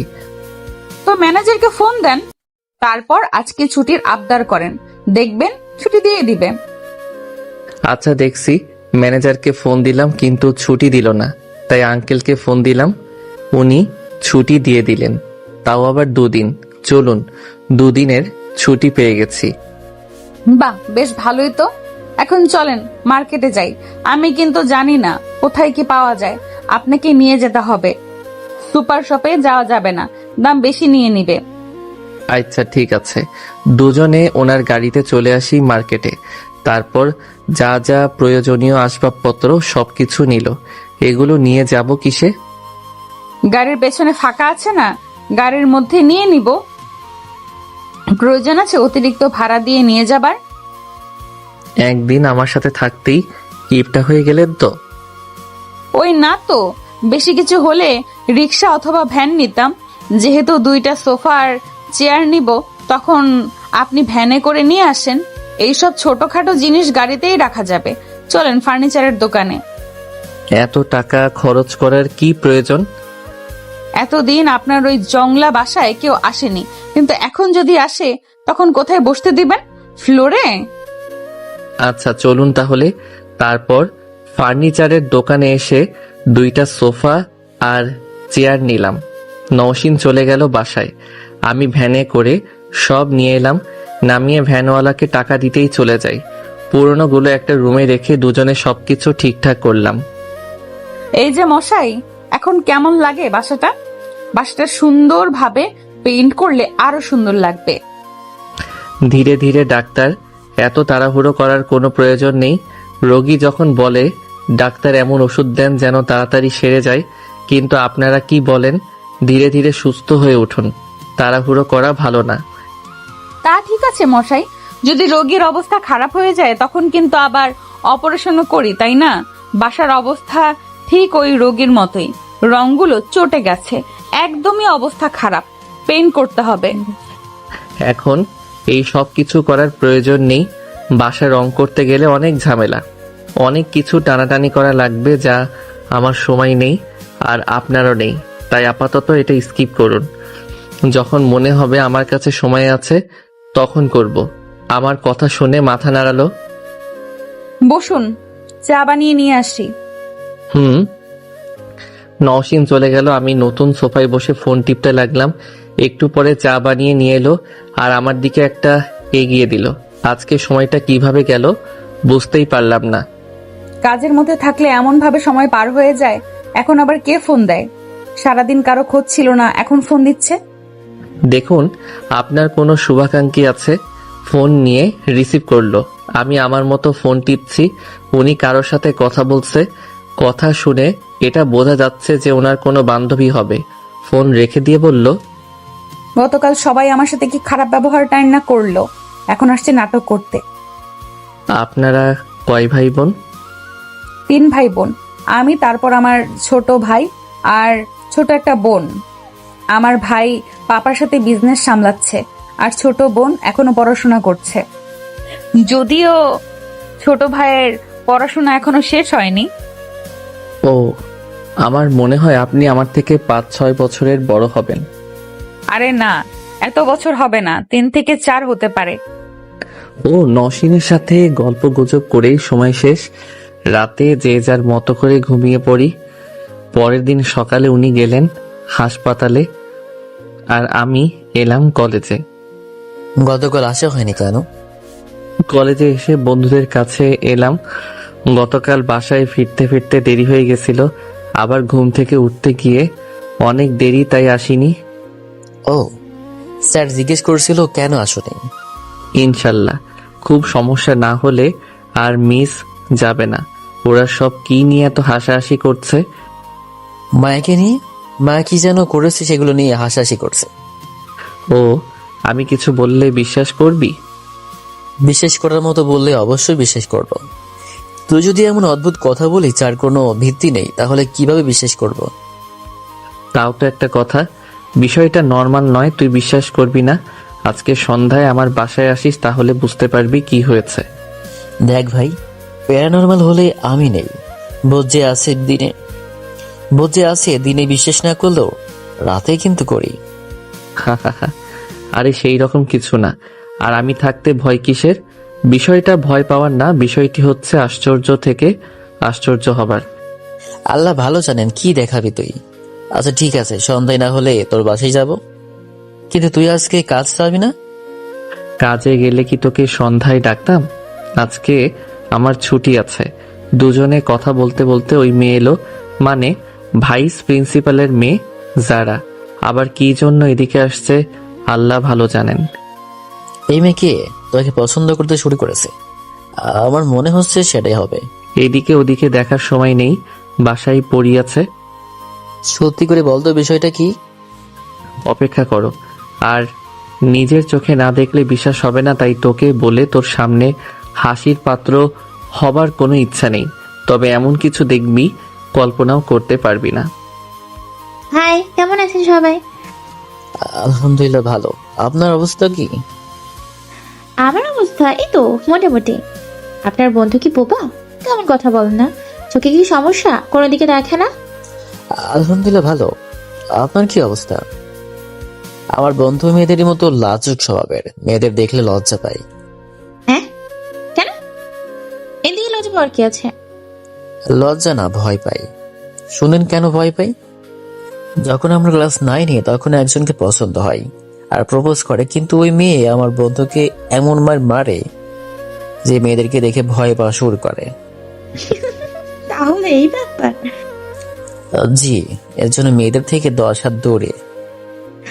তখন তো অনেক ছোট ছিল, কিন্তু এখন তো বড় হচ্ছে, তাই না? এখন কি জন্য ভয় পাচ্ছে? এখন টাকা নেই, বাইক নেই, তার জন্য ভয় পাচ্ছে। এগুলো ছাড়া কি প্রেম হয় না? অবশ্য হয় না, এগুলো ছাড়া দুদিনও রিলেশন টিকবে না। আর মেয়েদের ভয় পাওয়ার শুধু একটা কারণ না, আরো অনেক কারণ আছে যেগুলো সবাইকে বলা যাবে না। ওইগুলো ব্যক্তিগত। না না, আপনি যা ভাবছেন সেগুলো না, অন্য দিক থেকে। তাই বলেন, আমি আর কত কিছু ভাবতে শুরু করেছিলাম। আমার বন্ধুকে কি পছন্দ করতে শুরু করেছেন? না আসলে বাসায় পড়িয়াছে, এদিকে ওদিকে দেখার সময় নেই। মানে আমি আর বুঝতে পারছি না ও কি বলছে। আসার পর থেকে এমন ভুলভাল বলছে। আবার সন্ধে আমাকে ওর বাসায় ডাকলো, দেখি কি আছে, তারপর আপনাকে না হয় আগামীকাল বলবো। আপনার বাসায় কি কোনো প্যারানর্মাল কিছু ঘটে? দেখুন, এগুলো দেখার আমার অনেক দিনের ইচ্ছা। আগে আমি দেখে আসি কিসের কথা বলছে, আমার মাথা আসছে না। আগামীকাল এসে না হয় আপনাকে বলবো। গতকাল আসেননি যে? ঘুম থেকে উঠতে উঠতে 11টা বেজে গেছিল। দুপুরে একটা ক্লাস ছিল কিন্তু আসিনি, একটু কাজে ব্যস্ত ছিলাম। আমি ভাবলাম গত পরশু দিনের জন্য হয়তো আসেননি। এটা ভেবে মনে মনে যে কত গিল্টি ফিল করেছি। আরে না, ওইসব কিছু না, এর থেকে বড় বড় কত কিছু ঘটে। আপনি মানুষটা রহস্যিকারা, এই রহস্যের কারণ কি? অনেক কিছুই। আমার ক্লাসের সময় হয়ে গেছে, আমি এবার উঠলাম। তারপর উঠে দুজনে ক্লাসে চলে আসি। বিকেলে এই যে শুনেন। বলুন। কিছু মনে না করলে একটা কথা বলবো? জি অবশ্যই বলেন, কিছু মনে করার কি আছে? সন্ধ্যা পরে আমার একটা ফ্রেন্ড আসবে। মুখে বললে বিশ্বাস করবে না, আমার বন্ধু কেন কেউ বিশ্বাস করবে না, তাই তাকে আপনাকে দেখানোর জন্য আমার বাসায় ইনভাইট করেছি। প্রবলেম কোথায়? কোনো কিছু বানানো লাগবে নাকি? না, তেমন কিছু করা লাগবে না, শুধু চা হলেই হবে। শুধু চা দিয়ে মানুষকে কিভাবে আপ্যায়ন করে? তো আর কি করবেন, এত পরিশ্রম করার প্রয়োজন নেই। আমি বাইরে থেকে কিছু নিয়ে আসছি, তাতেই হবে। বাইরের খাবার খাওয়া এত ভালো না, আমি কিছু একটা বানিয়ে দিচ্ছি। এই ডাক্তারকে নিয়ে বড় একটা মুসিবত। আচ্ছা চলুন, আমিও সাহায্য করছি, তাহলে তাড়াতাড়ি হয়ে যাবে। আরে খুব ভারী কাজ না, আমি একাই করতে পারবো। কখন আসবে আপনার বন্ধু? সন্ধ্যা পর আসবে। নওশিন চলে গেল, আমি চুপচাপ বসে ফোন টিপতে থাকি। একটু পরে আজান হতেই গিয়ে নামাজ পড়ে এলাম। নামাজ পড়ে এসে ওর জন্য অপেক্ষা করছি। আসতেই বললাম, বাইক এখানে রেখে দে। ভাই এই গাড়ি কার? তোর তো হতেই পারে না। আরো কি কেউ তোর বাসায় এসেছে? হা চল, তুহিন বাইক রেখে আমার সাথে ভিতরে এসে সোফায় বসলো, তারপর চারপাশে তাকিয়ে বলল, একা মানুষ এত সুন্দর করে বাসা রেখেছিস, আর আমার রুমের অবস্থা দেখলে ডাস্টবিন ছাড়া কিছুই বলবি না। এত কিছু কিভাবে সামাল দিচ্ছিস? আমার একার পক্ষে সম্ভব না। অত সময় কোথায় আমার। নওশীন তার রুম থেকে বেরিয়ে রান্নাঘরে গেল। তুহিন এখনো খেয়াল করেনি আমার সাথে কথা বলে যাচ্ছে। যখন রান্নাঘর থেকে নাস্তা নিয়ে এলো তখন দেখি হা করে চোখ বড় বড় করে তাকিয়ে আছে। ওর থুতনি ধরে মুখ বন্ধ করে দিলাম। দোস্ত, আমি কি স্বপ্ন দেখছি না বাস্তবে দেখছি? স্বপ্ন না, বাস্তবে। সত্যি কি পড়ি? ডানা কোথায়? ডানা যে দেখা যায় না। বন্ধু, তুই পড়ি দেখিয়ে আমার স্বপ্ন পূরণ করে দিলে। মানে এই আপনার ফ্রেন্ড কি ভুলভাল বলছে? আমি তো জানি না। বন্ধু, বাস্তবে ফিরে আয়। উনি পড়ি না, এমনকি জিনও না, রক্ত মাংসের একজন মানুষ। তুহিনকে ধাক্কা দিয়ে ওর ঘোর কাটিয়েছি। শালা সত্যি সত্যি বিশ্বাস করে নিয়েছে যে আমার বাসায় পড়ি আছে। কি একটা অবস্থা। কিন্তু কলেজে যে বললি তোর বাসায় পড়ে আছে। না, আসলে অনেক সুন্দর তো, তাই তোকে পড়ি বলেছিলাম। তা বুঝলাম, কিন্তু এই মেয়েটাকে এর আগে কখনো দেখিনি বলে তো মনে হয় না। কত শয়তান, কি ভুলভাল বলে নিয়ে এসেছে। স্যান্ডউইচ খান, যদিও ঠান্ডা হয়ে গেছে। আকাশ এমন ভাবে কলেজে বলছিল যে আমি সত্যি ভেবেছিলাম ওর বাসায় প্যারানর্মাল কিছু ঘটে। এছাড়া সন্ধ্যায় তো আর বাসায় ডাকবে না, দিনের বেলায় ডাকতো, সেখানে আকাশ সন্ধ্যায় ডাকলো। আর আকাশের বাসায় একজন মেয়ে দেখবো কখনো কল্পনা করিনি। আমি তো সত্যি সত্যি ভেবেছিলাম আপনি পরি অথবা জিন হবেন। আরে না, আপনার সাথে শয়তানি করেছে। আমি একজন রক্ত মাংসের জলজান্ত মানুষ। আমি নওশীন, একজন ডাক্তার, এবং সব থেকে বড় কথা আপনার বন্ধুর বউ। আমার কথা শুনে তুহিন আমার দিকে বাঁকা চোখে তাকিয়ে আছে। বিশ্বাস করতি না, তাই তোকে ডেকেছি। শোন, গত পরশু কি হয়েছে। তুহিনকে সবকিছু বললাম। সব ভাগ্যের লিখন। আপনি কি আমার বন্ধুকে ছেড়ে যাবেন? এমন প্রশ্ন কেন? আকাশ যদি আপনাকে সবকিছু জানিয়ে থাকে তাহলে আমার এমন প্রশ্ন করাই স্বাভাবিক, তাই না? আপনি এত বড় একটা ফ্যামিলির মেয়ে প্লাস একজন ডাক্তার, আপনি কি আমার বন্ধুর সাথে থাকবেন? আমার তো বিশ্বাস হয় না। আমার কেন কারো বিশ্বাস হবে না। এর জবাব এখন দিব না, তবে একটা না একটা সময় ঠিকই পেয়ে যাবেন। জি, আপনি রান্না পারেন? দেখেন, যেমন পেরেছি বানিয়েছি। অনেকদিন রান্না করা হয় না, তাই হয়তো একটু এইদিকে ওইদিকে হয়ে যাবে। অল্প স্বল্প রান্না পারি। আরে না, সমস্যা হয়নি। কেন মিথ্যা বলেন? একটু লবণ বেশি হয়ে গেছে, মানিয়ে নেন, কিছু করার নেই। জি, এটা কি ট্রিট ছিল বন্ধু? না ট্রিট আছে? এটা কিভাবে ট্রিট হয়? তাও একটা কথা, বেশি কিছু আবদার করবো না, শুধু ওই দোকানটায় 2টা বার্গার খাইয়ে দিবি, তাহলেই হবে। ওইটা ট্রিট হিসেবে নিয়ে নিব। শুধু খাওন আর খাওন। আচ্ছা ঠিক আছে, খাইয়ে দিব। তুহিন আর কিছুক্ষণ থেকে গল্প গুজব করে চলে গেল। তুহিন যেতেই, এমন ভাবে কেউ বলে ভয় পেয়ে যাবে না? বলার মতো আর কেউ নেই। একজন ছিল, বলে দিয়েছি। আপনি প্রতিদিন রোগী দেখেন? গাইনের ডাক্তার, সব মেয়ে পেশেন্ট। ওটা বলিনি, শুধু বলেছি যে প্রতিদিন রোগী দেখেন কিনা। সকাল 10টা থেকে বিকেল 5টা পর্যন্ত। এইটা আমার রোগী দেখার সময়। কোনো সমস্যা হয়েছে নাকি? হলে চিকিৎসা দিয়ে দিতে পারি। আরে না, এমনি এমনি জিজ্ঞেস করলাম। শুধু ভুলভাল বুঝেন। আপনার পড়াশোনা নেই? আজকে সময় যেহেতু পেয়েছি একটু পড়ে নিই। অনেকদিন ঠিকমতো পড়াশোনা করা হয় না। এই জন্য ছুটি নিতে বলেছি। আমার করার কিছু দেখছি না। চলেন বাইরে থেকে ঘুরে আসি। আমি থাকতে ভয় কিসের? হ্যাঁ, ভয় পাওয়ার কি আছে? আচ্ছা চলেন। নওশীন সবকিছু রান্নাঘরে রেখে আসে, তারপর একটু সাজগোজ করে বাইরে আসে। রাতে দুজনে ঘোরাঘুরি করে বাসায় এলাম। ডিনার করেই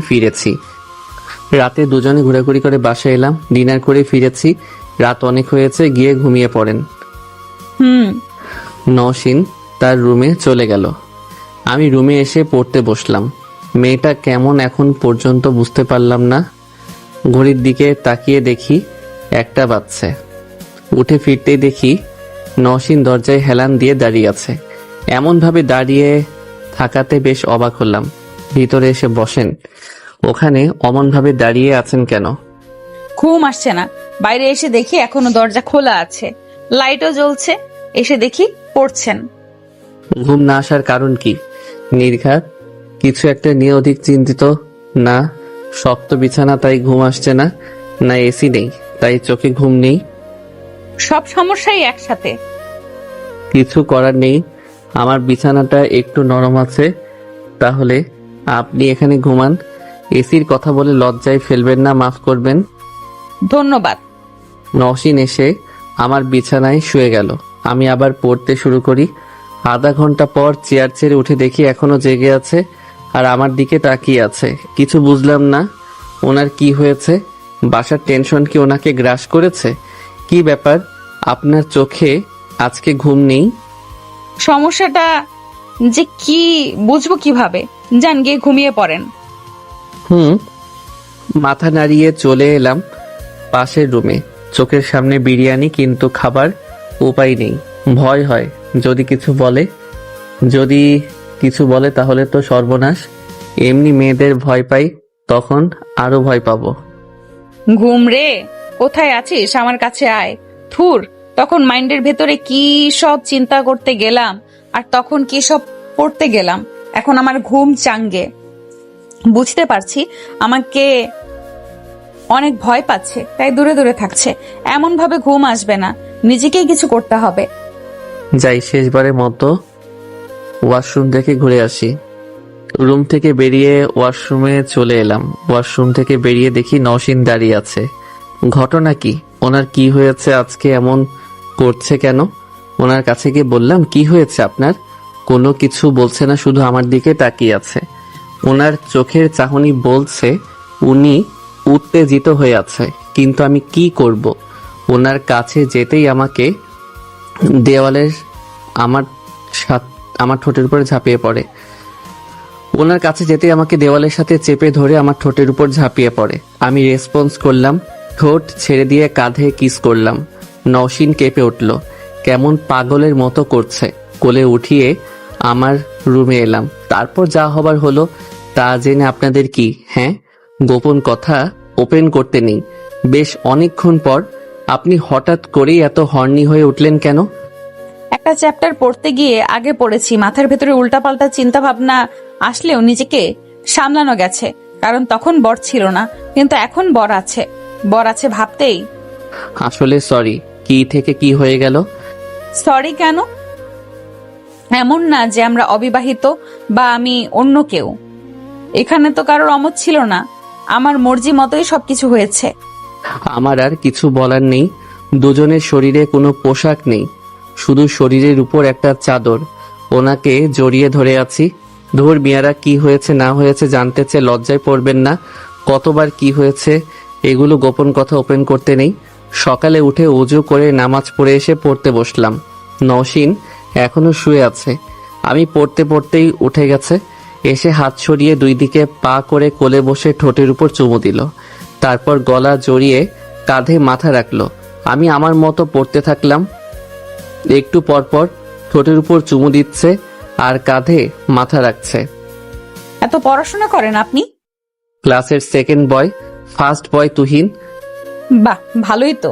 আচ্ছা শোনেন না, আপনি ওই জব ছেড়ে দেন, আপনি শুধু পড়াশোনা করেন। আমি যা পাই তা দিয়ে আপনার আমার খরচ হয়ে যাবে, এবং মাস শেষে কিছু জমাও থাকবে। বউয়ের টাকায় পড়াশোনা করব? বউয়ের খরচে চলবো? তো কি হয়েছে, আপনি ভালোভাবে পড়াশোনা করেন তাহলেই হবে। ওইসব ওভারটাইম করার কোনো প্রয়োজন নেই। মাঝে মধ্যে সন্ধ্যায় একসাথে ঘুরতে বের হব, একসাথে গল্প করব, একসাথে রান্না করব, একসাথে খাবো, একসাথে পড়তে বসবো। আর সকালে আপনি তো কলেজে থাকবেন, আমিও হাসপাতালে থাকবো, ঠিক আছে না? কত রাতে আপনি বাসায় আসবেন ঠিক নেই, ততক্ষণে আমি কি করব?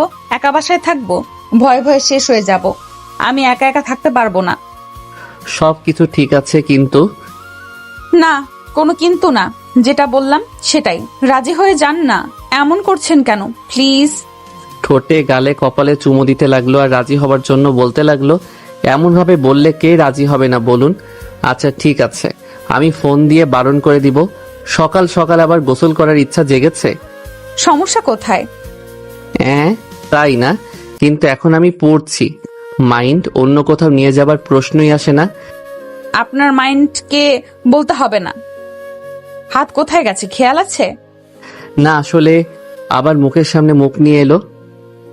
এমন ভাবে অত্যাচার করলে চলে? মহাদয়া, আপনি আপনার কাজ করেন তো, আর আমাকে আমার কাজ করতে দেন। আপাতত আমি আমার কাজ করছি। এছাড়া আমার কোনো কাজ নেই। এই চলেন না বাইরে থেকে হেঁটে আসি, সকাল সকাল হাঁটতে ভালোই লাগবে। যাবেন বলছেন? আচ্ছা চলেন তাহলে, উঠেন, যান, চোখ মুখ ধুয়ে আসেন। সকাল সকাল মুখ না ধুয়ে এসব অত্যাচার শুরু করেছে। আবার ঠোঁটে চুমু দিয়ে উঠে বাইরে চলে গেল। ফ্রেশ হয়ে আসলে দুজনে বাসা থেকে বেরিয়ে বাসায় তালা দিয়ে একটু হেঁটে বাসায় এলাম। দুজনে একসাথে রান্না করে খাওয়া শেষ করে একটু বিশ্রাম নিয়ে দুজনে দুই দিকে। কলেজে দুজনে বসে আছি, তখন যারা নামের ওই মেয়েটা এলো। এই যে ওনার বাসায় গিয়ে আপনি কি দেখেছেন? সত্যি কি প্যারানর্মাল কিছু ঘটেছিল? প্যারানর্মাল না হলে ওর থেকে বড় কিছু। বউ দেখলে আশ্চর্য হতাম না, কিন্তু এমন কিছু দেখে আসছি আর শুনেছি যেটা শুনে নিজেকে অবিশ্বাস করছি। নিজের চোখকেও বিশ্বাস করতে পারছি না। কি সব বলেন? আপনি কি আপনার বন্ধুর মতো পাগল হয়ে গেছেন? পাগল হয়ে যাওয়ার মতোই। বিশিষ্ট ব্যবসায়ী মাহফুজ আলমকে চিনেন? ওনাকে না চেনার কি আছে? ওনার বড় মেয়ে ডাক্তার নওশিনোর বউ। What? Are you kidding me? জানতো, আমিও বিশ্বাস করতাম না, তাই তো আমাকে তার বাসায় নিয়ে গেছিল। নিজের চোখে দেখে এলাম, কথা বলে এলাম, একসাথে বসে চা নাস্তো খেলাম। দুজনে আমার সাথে মজা করছেন বুঝতে পারছি। এমন মজা করার কি আছে? এত বড় লোকের মেয়ে, এত বড় একজন ডাক্তার, এত সুন্দর একজন মেয়ে নাকি এনার বউ? এটা আমাকে বিশ্বাস করতে হবে? দুজনে মজা করার জায়গা পান না? সবকিছু দেখার পরেও আমার বিশ্বাস করতে কষ্ট হচ্ছিল। আর আপনি তো দেখেননি, আমাদের থেকে শুনছেন, বিশ্বাস করবেন কিভাবে? না, আমার বিশ্বাস হলো না। জি না, ওটা সত্যি। এখন বিশ্বাস না করলে আমার কিছু করার নেই, বা আমার বন্ধুরও কিছু করার নেই। সম্পূর্ণ আপনার বিষয়। জি বাই। গতকাল কি রেখেছেন সেটা জানার জন্য এসেছিলাম। যারা মেয়েটা চলে গেল, মেয়েটা যেতেই তুহিন বলল, মেয়েটা অনেক বড় একটা শেখা খেলো, কাজ পায়নি, তোর পিছনে পড়েছিল। আমার হাবাগোবা চেহারার প্রেমে পড়েছিল। মনে মনে হয়তো আমাকে গালি দিচ্ছে। কি ব্যাপার, মন খারাপ কেন? কি হয়েছে? বড় একটা ছেঁকা খেয়ে গেলাম। আমার বিশ্বাস হচ্ছে না, কিন্তু তাও বিশ্বাস করতে হচ্ছে। মানে ছ্যাঁকা? বিশ্বাস হয় না? এসব কি? কিছুই তো বুঝতে পারছি না। আচ্ছা, বিশিষ্ট ব্যবসায়ী মাহফুজ আলমের মেয়ে কি ওই ছেলেকে বিয়ে করবে? তার জামাই হবার ওনার যোগ্যতা আছে? এই শহরের সবচেয়ে সুন্দর মেয়েদের তালিকা করলেই ওনার মেয়ে 1 নম্বরে না হলেও 2য় অথবা 3য় নম্বরে হবে। তারপর উনি একজন ডক্টর। আমার প্রবলেম ওনার কাছে গিয়েছিলাম, তাই ওনাকে দেখা হয়েছে। ওই নওশিন ম্যাম নাকি এর বউ। এটা বিশ্বাস করা যায় বল? কোথায় হাগর থলা আর কোথায় খাটের তলা? তোর বিশ্বাস হবে? কিভাবে বলবো বলো, চোখে দেখিনি তাই বলতে পারছি না। হতেও পারে। আমার মাথায় কেমন ঘুরছে ইয়ার, মানে হচ্ছে উল্টে পড়ে যাব। এখানে চুপ করে বসে থাক। আবার যদি নওশিন ম্যামের কাছে যাস তাহলে জিজ্ঞেস করবি। যদিও পার্সোনাল ইনফরমেশন শেয়ার করবে কিনা সন্দেহ। আর কয়েকদিন পরেই যেতে হবে। 1 মাস পর ডেকেছিল, যেতে তো হবে। আহারে বান্ধবী, তোর কথা ভেবেই কষ্ট হচ্ছে। যদিও একজনের প্রেমে পড়লো, কিন্তু ছ্যাঁকা খেয়ে গেল, সে কিনা বিবাহিত। আমার কোনোভাবেই বিশ্বাস হচ্ছে না। তারা দুজন আমাকে মিথ্যে বলছে। এমন ভাবে বকতে থাকলে পাগল হয়ে যাবি। তার থেকে বরং একদিন তাদের বাসায় গিয়ে দেখে চলে আসবি। চুপ থাক, আমার বিশ্বাস হয় না। এটা কোনোভাবেই সম্ভব নয়। এই ছেলে এখানে কি করছে? সে না ওই রিসোর্টে জব করে? কি ব্যাপার, এই মেয়ে কলেজে পড়ে? এ কি এদিকে আসছে কেন? ওনার এমন ভাবে আসা মোটেও ভালো ঠেকছে না। বন্ধু চলো এখান থেকে। ওখান থেকে উঠে আমি চলে এলাম। এই ছেলে এখানে কি করে? আমাকে খোঁজ নিতেই হবে। মনে হচ্ছে আমাদের কলেজের স্টুডেন্ট। এই যে হ্যালো, যেই ছেলে এখান থেকে মাত্রই উঠে গেল, সেই ছেলে আপনার কি হয়? আমার ফ্রেন্ড। আপনি কোন ক্লাসে পড়েন? 3rd ইয়ারে। কিন্তু আপনি কে? এত কিছু জেনে আপনি কি করবেন? এই ছেলে কম কথা বলেন। চিনেন আমি কে? আপনি নিজেই আপনাকে চিনেন না, সেখানে আমি আপনাকে কিভাবে চিনব? বেয়াদব, এইসব ছোট লোকদের কথা বলার ঢং একদমই নেই। ঠাস, বেয়াদব আমি না আপনি। আর ছোট লোক কাকে বলেন? আমি ছোট লোক না আপনি ছোট লোক? অসভ্য মেয়ে। তুই আমাকে মারলি, এই জন্য তোর কঠিন শাস্তি পেতে হবে। যা যা, অসভ্য বেয়াদব মেয়ে। কত থেকে কিসব পাগল ছাগল আসে কে জানে। জেরি থাপ্পড় খেয়ে চলে গেল। তুহিন একটু বসে থেকে আমার কাছে এসে বলল, যে মেয়েকে দেখিয়ে তুই চলে আসলি সেই মেয়েকে? আমার শ্বশুরের ছোট মেয়ে, মানে আমার শালি, একদম বেয়াদব মেয়ে। বিয়ের দিন রাতে আমার সাথে বেয়াদবি করেছে। আমি ওখানে থাকলে আমাকে অপমান করতো, তাই চলে এসেছি। আরে সে তোর কথা জিজ্ঞেস করলো, তারপর আমি জিজ্ঞেস করলাম আপনি কে। এগুলো নিয়ে একে অপরকে থাপ্পড় মারামারিও হয়ে গেল। হ্যাঁ, ওই মেয়ের থেকে দূরে দূরে থাকলেই তোর জন্য ভালো। পাগল নাকি? ওই মেয়ের কাছে গিয়ে আমি কি করব? ওই মেয়ে তো নিজে এসে পায়ে পা বাঁধি ঝগড়া করলো। ও দেখ, প্রতিশোধ নেওয়ার জন্য ঠিক কিছু করবে। তোকে আবার মারতে আসবে জানি। আমিও ছেড়ে যাওয়ার পাত্র না বন্ধু। আমি কেমন সেটা ভালো করেই জানিস। যতটা ভালো মানুষ আমাকে মনে করে আমি ততটা ভালো না। বুঝলাম, কিন্তু বিষয়টা যদি বড় হয় তখন তো বড় ঝামেলা বাঁধবে। ক্লাসে স্যার এলো তাই ক্লাসে মন দিলাম। আজকের দিন এমনভাবে কয়েকদিন গেল। জেরিকে আর কলেজে দেখিনি, যারা মেয়েটাও আমার সামনে আসেনি। আজকেও শুক্রবার বাসায় আছি, চুপচাপ বসে বসে ইতিহাস পড়ছি। তাছাড়া আর কি করব? পড়া ছাড়া কোনো উপায় কাজ নেই। এখন আপনার কি অবস্থা? সবকিছু ঠিকঠাক তো? জি ম্যাম, অল্প একটু সমস্যা আছে, মেডিসিন নিলে আশা করি সেরে যাবে। ওকে, যেগুলো ক্রস দিলাম ওগুলো বাদে সবগুলো চলতে থাকবে, কিন্তু কিছু মেনটেন করে চলবেন। আশা করা যায় আর কোনো সমস্যা হবে না। হ্যাঁ জি ম্যাম। ম্যাম কিছু পার্সোনাল প্রশ্ন করতে পারে? কার সম্পর্কে? আপনার কোনো সমস্যা হয়েছে না কার? আকাশ কি আপনার বর? সে আমাদের সিনিয়র, বুঝলে তার সাথে আপনার বিয়ে হয়েছে, কিন্তু আমরা বিশ্বাস হয়নি। সে আমার বর। এখন রোগী দেখার সময় আর কিছু না বললেই ভালো হয়। হ্যাঁ জি, আসসালামু আলাইকুম ম্যাম। ম্যাম আর কি আসবো? না, সমস্যা না হলে আর আসার প্রয়োজন নেই। দুপুরে নামাজ পড়ে এসে খাবার নিয়ে বসে নওশিনকে ফোন দিলাম, কিন্তু রিসিভ করলো না। সম্ভবত রোগী দেখছে। কার্টুন দেখতে দেখতে খাওয়া শেষ করলাম। খাওয়া শেষ হতেই ফোন এলো। রিসিভ করে সালাম দিলাম, আসসালামু আলাইকুম। ম্যামের তাহলে সময় হয়েছে? এতক্ষণে ফ্রি হলাম এবং খাবার জন্য বসলাম। তাহলে খেয়ে নেন, খাওয়া শেষ করে না হয় ফোন দিয়েন। জি জনাব, খেতে খেতেই কথা বলি। যারা নামের কাউকে চেনো? সে আমাকে বলে, তুমি আমার কে হও? আমাদের জুনিয়র, আমাদের ভাইস প্রিন্সিপালের মেয়ে। কয়েকদিন আমার পিছনে পড়েছিল। যখন শুনল আমি বিবাহিত তখন বেচারি ছ্যাঁকা খেয়ে গেল। আমার কথা বিশ্বাস করেনি, তাই হয়তো তোমাকে পেয়ে আমার সম্পর্কে জিজ্ঞেস করছিল। কে বিশ্বাস করবে যে তুমি আমার বউ? তুহিন আমার বন্ধুই তো বিশ্বাস করছিল না, সবকিছু নিজের চোখে দেখেও। অসম্ভবের কিছু তো নেই। মশাই এখন রাখলাম, তাড়াতাড়ি খেয়ে একটু বিশ্রাম নিয়ে আবার রোগী দেখা শুরু করি। আজকে একটু রোগীর চাপ বেশি। আচ্ছা জি। ফোন রেখে প্লেট পরিষ্কার করে রুমে এসে শুয়ে হাদিস পড়তে পড়তে ঘুমিয়ে পড়ি। বিকেলে উঠে নামাজ পড়ে বাইরে বসে আছি আর ফোন টিপছি। 6টা বেজে গেল, কিন্তু নওশিন এখনো এলো না। কোনো সমস্যা হয়েছে? না, রোগী দেখা শেষ হয়নি। আজানও দেওয়া শুরু করেছে। তাই উঠে নামাজ পড়ে বাসায় আসতে দেখি হেতি চলে এসেছে। বাসায় ভিতরে এসে দেখি সোফায় বসে আছে। আজকে দেরি যে? বলেছিলাম তো দেরি হবে। উনার পাশে বসতেই আমার কোলে মাথা রেখে শুয়ে গেল। কেন পেরিশানি? আব্বু আম্মুকে দেখতে ইচ্ছে করছে, কিন্তু তারা তো আমার জন্য ওই দরজা বন্ধ করে দিয়েছে। নাই ভুলে শাস্তি পেতে হচ্ছে।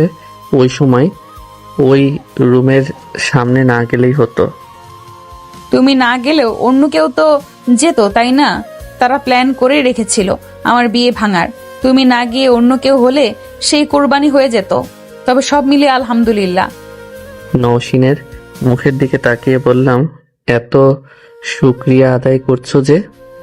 তোমার মতো একটা বর পেয়েছি, আমি তো বলবো আমি অনেক ভাগ্যবান। ভাগ্যবান কেন? না আছে টাকা পয়সা, না আছে বাড়ি গাড়ি, না আছে চাকরি, না আছে সরকারি চাকরি, না আছে কোনো চাকরি, না আছে সুন্দর চেহারা। ওই তুমি দেখতে অসুন্দর। 10 জন ছেলের মধ্যে মার্ক দিলে তুমি 1 নাম্বার, না হলে 2-3 নাম্বার হবে। এটাকে অসুন্দর বলে? না, কিন্তু আমার থেকে তুমি অনেক সুন্দরী। আমার এই বান্দরই পছন্দ হয়েছে। আমি এই বান্দরের গলায় ঝুলে থাকতে চাই। তোমার পাশে আমাকে দাঁড়ালে বলবে বান্দরের গলায় মুক্তার মালা। আমি তো বলবো তুমি বেস্ট, তুমি একদম পিওর।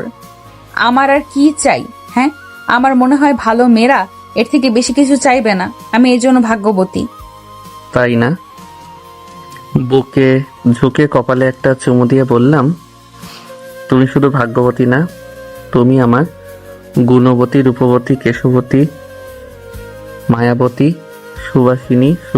তোমার সবকিছুই আমার কাছে অনেক ভালো লাগে। তবে সব থেকে বেশি ভালো লাগে তোমার চাহনি এবং মুচকি হাসি। তোমার চোখ দুটো যেন এক একটা নহর, দেখলেই ডুবে যেতে ইচ্ছে করে। ইস, মুখের উপর থেকে 2 হাত সরিয়ে বললাম, তুমি আমার জীবনে প্রথম নারী এবং তুমি শেষ। ইনশাল্লাহ এই হৃদয়ে শুধু তোমার বিচরণ, কখনো কেউ আমার হৃদয় থেকে বের করতে পারবে না। এই যে শুনুন, আপনি আমার জীবনের প্রথম পুরুষ এবং শেষ পুরুষ। এই হৃদয়ে আপনি ছাড়া কারোর জায়গা হবে না। আমি দোয়া করি আল্লাহ যেন আমাদের একসঙ্গে বৃদ্ধ করে।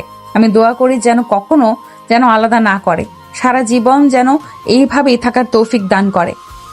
আমিন। মনে পড়েছে বলবো করে বলা হচ্ছে না। মিসেস, আপনি নামাজ পড়েন না কেন?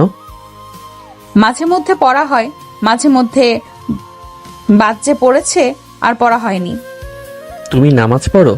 আমি তো মনে করেছিলাম তুমি কখনো নামাজ পড়নি। আম্মু নামাজ পড়ে তার দেখা দেখি শিখা। আম্মু আর আমি ছাড়া আমাদের বাসায় কেউ ঠিকমতো অত নামাজ পড়ে না। আমিও ঠিকমতো নামাজ পড়ি না। হাইস্কা থাইকা আরেকটা দায়িত্ব বর্ধিত হলো, ঠিক মতো নামাজ পড়তে বলা এবং মনে করিয়ে দেওয়া। আর না গেলে কান ধরে টানতে টানতে নামাজ পড়ার জন্য নিয়ে আসা। জি জনাব, আপনি যা বলবেন এমন ভাবে কি শুধু প্রেম করবেন, না রান্না বান্না কিছু করা লাগবে? প্রেম করে তো পেট ভর্তি হবে না। উঠতে যাবে তখন চেপে ধরলাম। প্রেম করে কি পেট ভরে? প্রেম করলে মন ভরে, ভালোবাসা বাড়ে, একে অপরের প্রতি মোহব্বত বাড়ে, সম্মান বাড়ে, শ্রদ্ধা বাড়ে, দায়বদ্ধতা বাড়ে। আমাকে এখন ছাড়বা? রান্না করতে হবে না? তা হবে, কিন্তু এত তাড়া কিসের জন্য? সবজি মাছ দুপুরে রান্না করাই আছে, শুধু ভাত রান্না করতে হবে। ওটা রান্না করতে কতক্ষণ শুনি? আমি ভাবছিলাম হয়তো সবকিছু রান্না করা লাগবে, তাহলে এমন ভাবেই চুপচাপ শুয়ে থাকি। নওশিন শুয়ে থাকলো, আমি ফোন নিয়ে ফেসবুকে ঢুকলাম। আমার ফোন না, নওশিনের ফোন। এটা ওনার আইডি না পেজ। 15,000 ফলোয়ার। আইডির ভিতরে ঢুকে দেখি সবকিছু কমপ্লিট। এমন ভাবে কি দেখো? এটা তোমার ফেসবুক আইডি না পেজ? তাই তো বলি, সব সময় এত টুং টুং করতে থাকে কেন? জি, এই জন্যই টুংটুং করতে থাকে। অনুমতি দিলে মেসেঞ্জারে ঢুকবো? অনুমতি দেওয়া যায়, কিন্তু দয়া করে কোনো মেয়ের আইডিতে ঢুকো না। থাক, ঢোকা যাবে না। কি না কি আছে তখন আমাকে লজ্জায় পড়তে হবে। যেমন আছে তেমনই থাক। গোপনীয় কিছু থাকতে পারে, যা দেখার অধিকার আমার নেই। আচ্ছা, মনিটাইজেশন অন করব? করে লাভ কি? পেজ চালানোর সময় আমার নেই। একটু টিপস পোস্ট করি, ওইখান থেকেই কিভাবে এতগুলো ফলোয়ার হয়ে গেছে ওইদিকে দেখতে গেলে প্রফেশনাল কাজে চাপ বাড়বে। জি বুঝলাম ম্যাম। অনেক ছেলেদের কমেন্ট দেখলাম, মেয়েদের নিয়ে পোস্ট, কিন্তু ছেলেরা কি করে এখানে? এই শয়তানগুলো কখনো ভালো হবে না। ছি, কি সব কমেন্ট করে। কমেন্ট বক্স দেখলে তোমার মুখ দিয়ে গালি বের হবে। কত ছেলে যে আজে বাজে কমেন্ট করে ঠিক নেই। যদিও কমেন্ট চেক করি না, কোনো মেয়ে মেসেজ দিলে আমি আমার চেম্বারে ডেকে নিই। জি বুঝলাম। অমন ভাবে চুপচাপ বসে ফোন দেখতে থাকলাম আর নওশিনের মাথায় হাত বুলিয়ে দিতে থাকি। একটু পরে দেখি ঘুমিয়ে গেছে। ওর ফোন রেখে আমি আমার ফোন নিয়ে ফেসবুকে ভিডিও দেখতে লাগলাম। নওশিনের ফোনটা বেজে উঠল। ফোনের দিকে তাকিয়ে আমার শালার নাম্বার, না মানে এর আগে কখনো কথা হয়নি, তবে তার ছবি নওশিনের ফোনে দেখেছি এবং সেটাই স্ক্রিনে ভেসে আছে, আর নাম নাবির লেখা আছে। ফোন নিয়ে রিসিভ করে সালাম দিলাম, আসসালামু আলাইকুম। ওয়ালাইকুম আসসালাম। ভাইয়া, আপু কোথায়? এই তো ঘুমিয়ে আছে। এখন ঘুমিয়ে? আপু কি অসুস্থ? না, এমনি শুয়ে থাকতে থাকতে ঘুমিয়ে পড়েছে। ভাইয়া, আপনি কোথায় আছেন? আপনাদের ঠিকানা দেন। আপুকে অনেক দেখতে ইচ্ছে করছে, আপনাদের ওখানে আসতে চাই। আচ্ছা, ঠিকানা নোট করেন। নাবিরকে ঠিকানা দিলাম। নাবির আসছি বলে ফোন কেটে দিয়েছে। পাশ থেকে বালিশটা নিয়ে নওশিনের মাথার নিচে রেখে উঠে ফ্রিজ থেকে মাংস নিয়ে ভিজিয়ে রেখে দিলাম। কাজ বেড়ে গেল। এতদিন কোনো খোঁজ খবর নেই। আজকে ওনার বোনকে দেখতে ইচ্ছে করেছে। রান্নাঘর থেকে বাইরে আসতেই দেখি উঠে চোখ ডলছে। এই, তুমি রান্নাঘরে কি করো? তুমি না বললে শুধু ভাত রান্না করলেই হয়ে যাবে? মেহমান আসছে, তাই রান্নার আইটেম বাড়াতে হবে। কে আসবে? তোমার ভাই ফোন দিয়েছিল। ফোন দিয়ে বলছে তোমাকে নাকি তার দেখতে ইচ্ছে করছে। আমিও ঠিকানা দিয়ে দিলাম। তোমার ভাই হয়তো এখন আসছে। হ্যাঁ, ওদের কারোর সাথে কথা নেই। তা ঠিক আছে, কিন্তু এখন তো রান্না করতে হবে। তুমি রাগ করে ঘুমিয়ে পড়ো, আমি রান্না করছি। নওশিন উঠে ওয়াশরুমে চলে গেল। ওয়াশরুম থেকে বেরিয়ে রান্নাঘরে এলো। পিছন থেকে জড়িয়ে ধরে বললাম, তোমার ভাইকে আজকে এগুলোই খাইয়ে পাঠিয়ে দিব। না, তার জন্য বিদেশ থেকে খাবার নিয়ে আসবে। মাংস বের করেছো কেন? এত রাগ করছো কেন? তোমারই তো ছোট ভাই, তাই না? বেশ কিছুক্ষণ পরে গাড়ির শব্দ পাওয়া গেল, তাই রান্নাঘর থেকে বেরিয়ে বাসার বাইরে এলাম। যেতেই দেখি গাড়ি থেকে নামছে। ভিতরে আসেন। আমার সাথে সাথে বাসার ভিতরে এলো। সোফায় বসেন। নাবির সোফায় বসতেই রান্নাঘরে এসে দেখি চা বানাচ্ছে। চা খাবে? এর জন্যই এইসব খাবারের থেকে বেশি কিছু নেই। না জানি কি বলে। ট্রে নিয়ে বাইরে আসতেই, ভাইয়া, আপু কোথায়? আসছে। এই কোথায় আছো তুমি? তোমার ভাইয়ের সামনে কি আসবে ইচ্ছে নেই? নওশিন রান্নাঘর থেকে বেরিয়ে এলো। এসেই বলল, কি জন্য এসেছিস? হঠাৎ করে এমন ইচ্ছা হবার কারণ কি? দেখো না কিভাবে কথা বলে। নাবিবের দিকে তাকিয়ে দেখি মাথা নিচু করে আছে। বেচারা এখানে বকা খাওয়ার জন্য এসেছে। কিরে, 20 দিন পর কি মনে করে? একদিন পরে আমার কথা মনে পড়েছে? আমি ফোন রিসিভ করলে তো তোকে কখনো ঠিকানা দিতাম না। আর এইসব তোকে কে বলতে বলেছে? আব্বুর জন্য। আজকে আবু তোকে পারমিশন দিয়েছে? আব্বু কিছু জানে না, বাসার কেউ জানে না, আর জানবেও না। এমন ভাবে বলে কেন? আমি না হয় ফোন দেইনি, কিন্তু তুমিও তো আমাকে ফোন দাওনি। কেন ফোন দিব? যেদিন রাতে আমাকে বাসা থেকে বেরিয়ে যেতে বললো সেদিন কিছু বলেছিস? কেন তোকে ফোন দিব? কেন তোর সাথে কথা বলবো? জানো তো আব্বু কেমন, তার সামনে কোনো কথা বলা যায় না। যেটা বলে সেটাই তার শেষ কথা। প্লিজ মাফ করে দাও না। তার কোনো মাফ নেই। তুই আর এখানে আসবি না, আমাকে ফোনও দিবি না। এমন ভাবে বলো কেন? বললাম তো সরি। আচ্ছা ঠিক আছে, এখন এইসব খেয়ে আমাকে উদ্ধার কর। আর এর থেকে বেশি কিছু তোর জন্য নেই। আর এইসব খেয়ে বিদায় হ। এমনিতেই তোমার হাতের রান্না খাওয়ার ইচ্ছে নেই। ওইসব রান্না মানুষে খায়? নওশিন গিয়ে নাবিবের চুল ধরে পিঠের উপর ঠাস ঠাস করে কয়েকটা দিল। আমি চুপচাপ বসে বসে দেখছি। আরো কয়েকটা মারার পর ছেড়ে দিয়ে বলল, তুই এক্ষুনি আমার বাসা থেকে বেরিয়ে যা, তোর কিছু খেতে হবে না। আমার ভুল হয়ে গেছে, প্লিজ ক্ষমা করো, আর ভুলেও এমন কথা বলবো না। বসে থাক, খেয়ে তারপর যাবি। আমার হাতের রান্নাই তোকে খাওয়াবো, গলা ভর্তি করে খাওয়াবো। যদি না খাস তাহলে লাঠি দিয়ে ঠুসিয়ে ঠুসিয়ে খাওয়াবো। নওশিন রান্নাঘরে চলে গেল। আমি নাবিবের সাথে কথা বলতে লাগলাম। নওশিন কেমন, ওর বদ অভ্যাস কি, এগুলো শোনাতে লাগলাম। কিছুক্ষণ পরে আজান হতেই বলে উঠে অজু করে নামাজে এলাম। নামাজ শেষ করে রান্নাঘরে এসে বললাম, রান্না কত দূর? আর একটু। যাও গিয়ে নামাজ পড়ে আসো। উপস, সরি, ভুলে গেছিলাম, তোমার তো পিরিয়ড চলে। ভুলে তো যাবই। নিবিড় কি করে? সোফায় শুয়ে শুয়ে ফোন দেখে।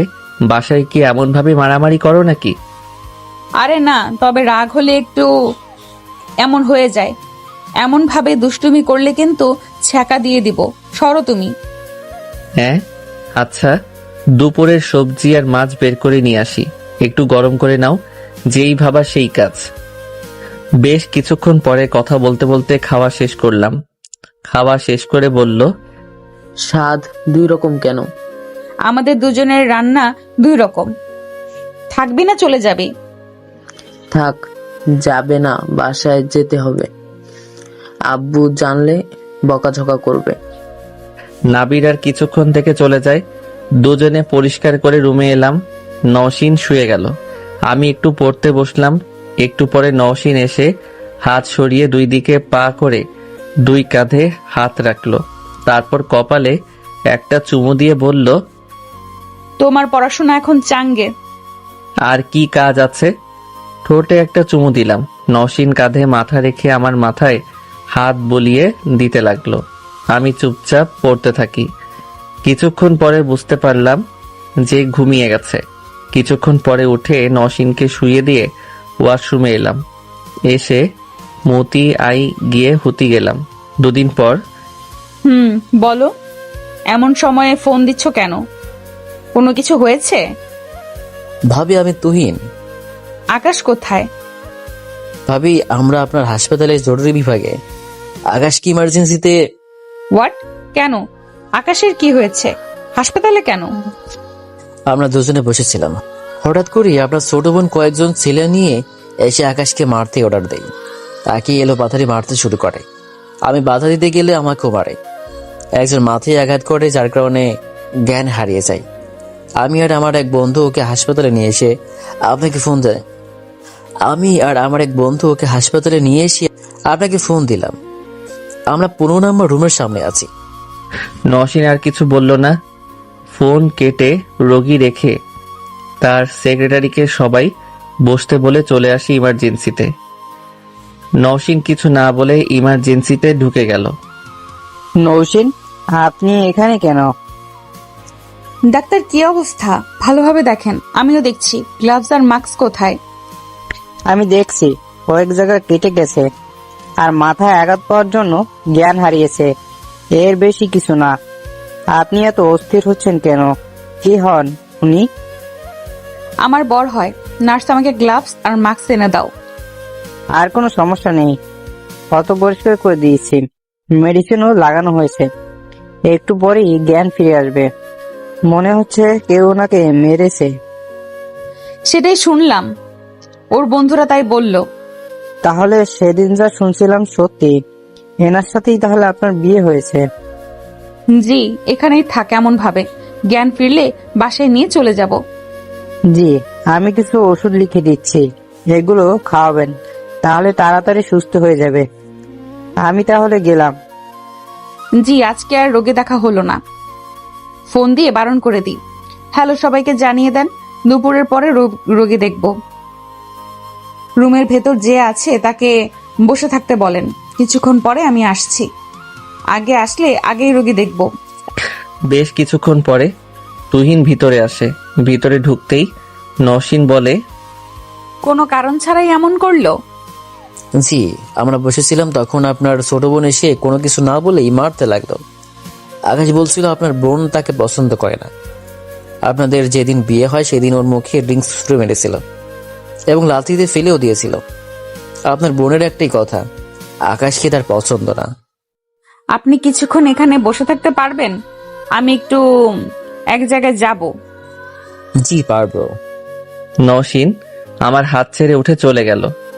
কোথায় গেল বলে গেল না। বেশ কিছুক্ষণ পরে, কি মনে করে এসেছো? তোমাকে না বলছি তুমি আমার সামনে আসবে না? আমার অপরাধ কি পাপা? তোমার পছন্দের ছেলেকে বিয়ে করতে না চাওয়া কি আমার অপরাধ? এর থেকে বেশি কিছু তো আমি করিনি। সেদিন কিভাবে কি হয়েছে বলতে পারবো না। না আমার কোনো দোষ ছিল না, না ওই ছেলের। তুমি রাগ করে ওই ছেলের সাথে আমার বিয়ে দিয়ে দিলে। পাপা, মানুষ রাগ করে কোনো ডিসিশন নিলে নাকি ভুল হয়, কিন্তু তোমার এই ডিসিশনে কোনো ভুল ছিল না। আমি আকাশকে হাজবেন্ড হিসেবে পেয়ে গর্বিত। আমি ভাগ্যবান, তাই ওর মতো ছেলেকে বর হিসেবে পেয়েছি। আমি তার সাথে ভালো আছি এবং সুখেই আছি। আচ্ছা পাপা, আমি কি তোমার কখনো অবাধ্য হয়েছি? আমার ইচ্ছে না থাকা সত্ত্বেও তুমি বিয়ে দিতে চাইলে। 50 আমি রাজি হয়ে বিয়ে করতে গেলাম, আর এখন একটা অ্যাক্সিডেন্ট হয়ে গেল। কি বলবা পরিষ্কার করে বলো। ঘুরিয়ে ফিরিয়ে কথা বলা পছন্দ করি না, সেটা ভালো করে জানো। পাপা, তোমার ছোট মেয়েকে কি একটু বারণ করে দিবা? বলে দিবা যেন আমাদের সুখের জীবনে দুঃখ না দেয়, আমাদের যেন বিরক্ত না করে। প্লিজ বাবা, বলে দিবা? তোমার কাছে হাত জোর করছি। মানে তুমি কি বলতে চাইছো? তোমার কথা আমি কিছুই বুঝলাম না। জেরি আবার কি করলো?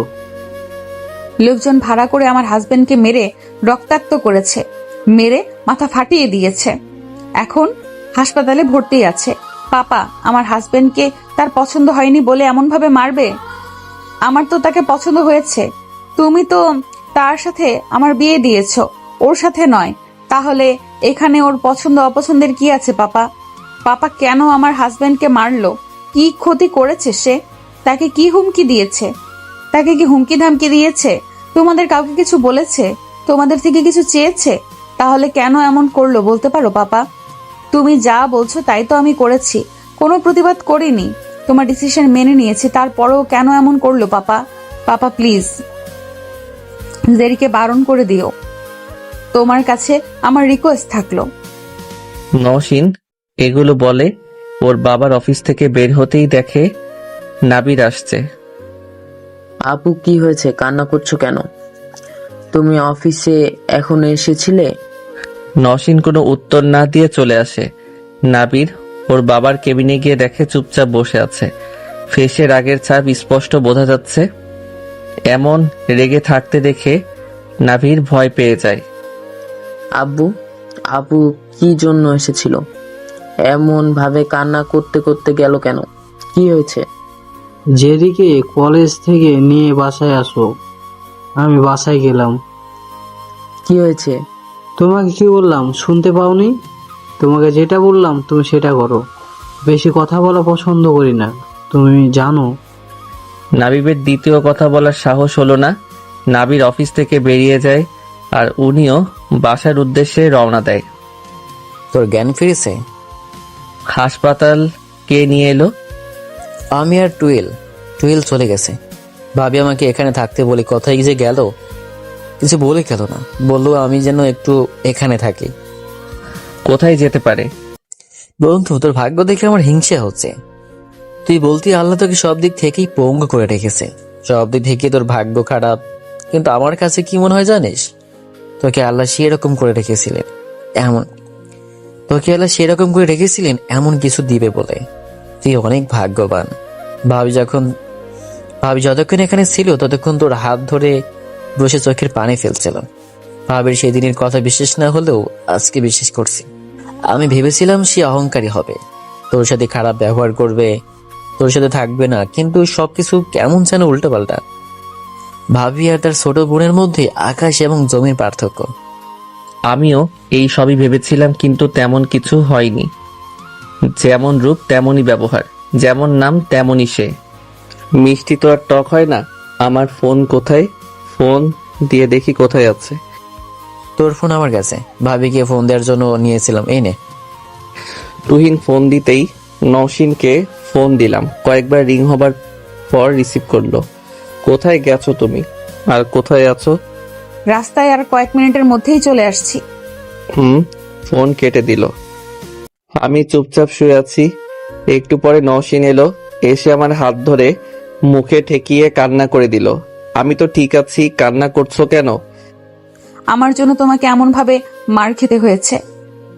কি সব বলো তুমি? আবার কি করেছো?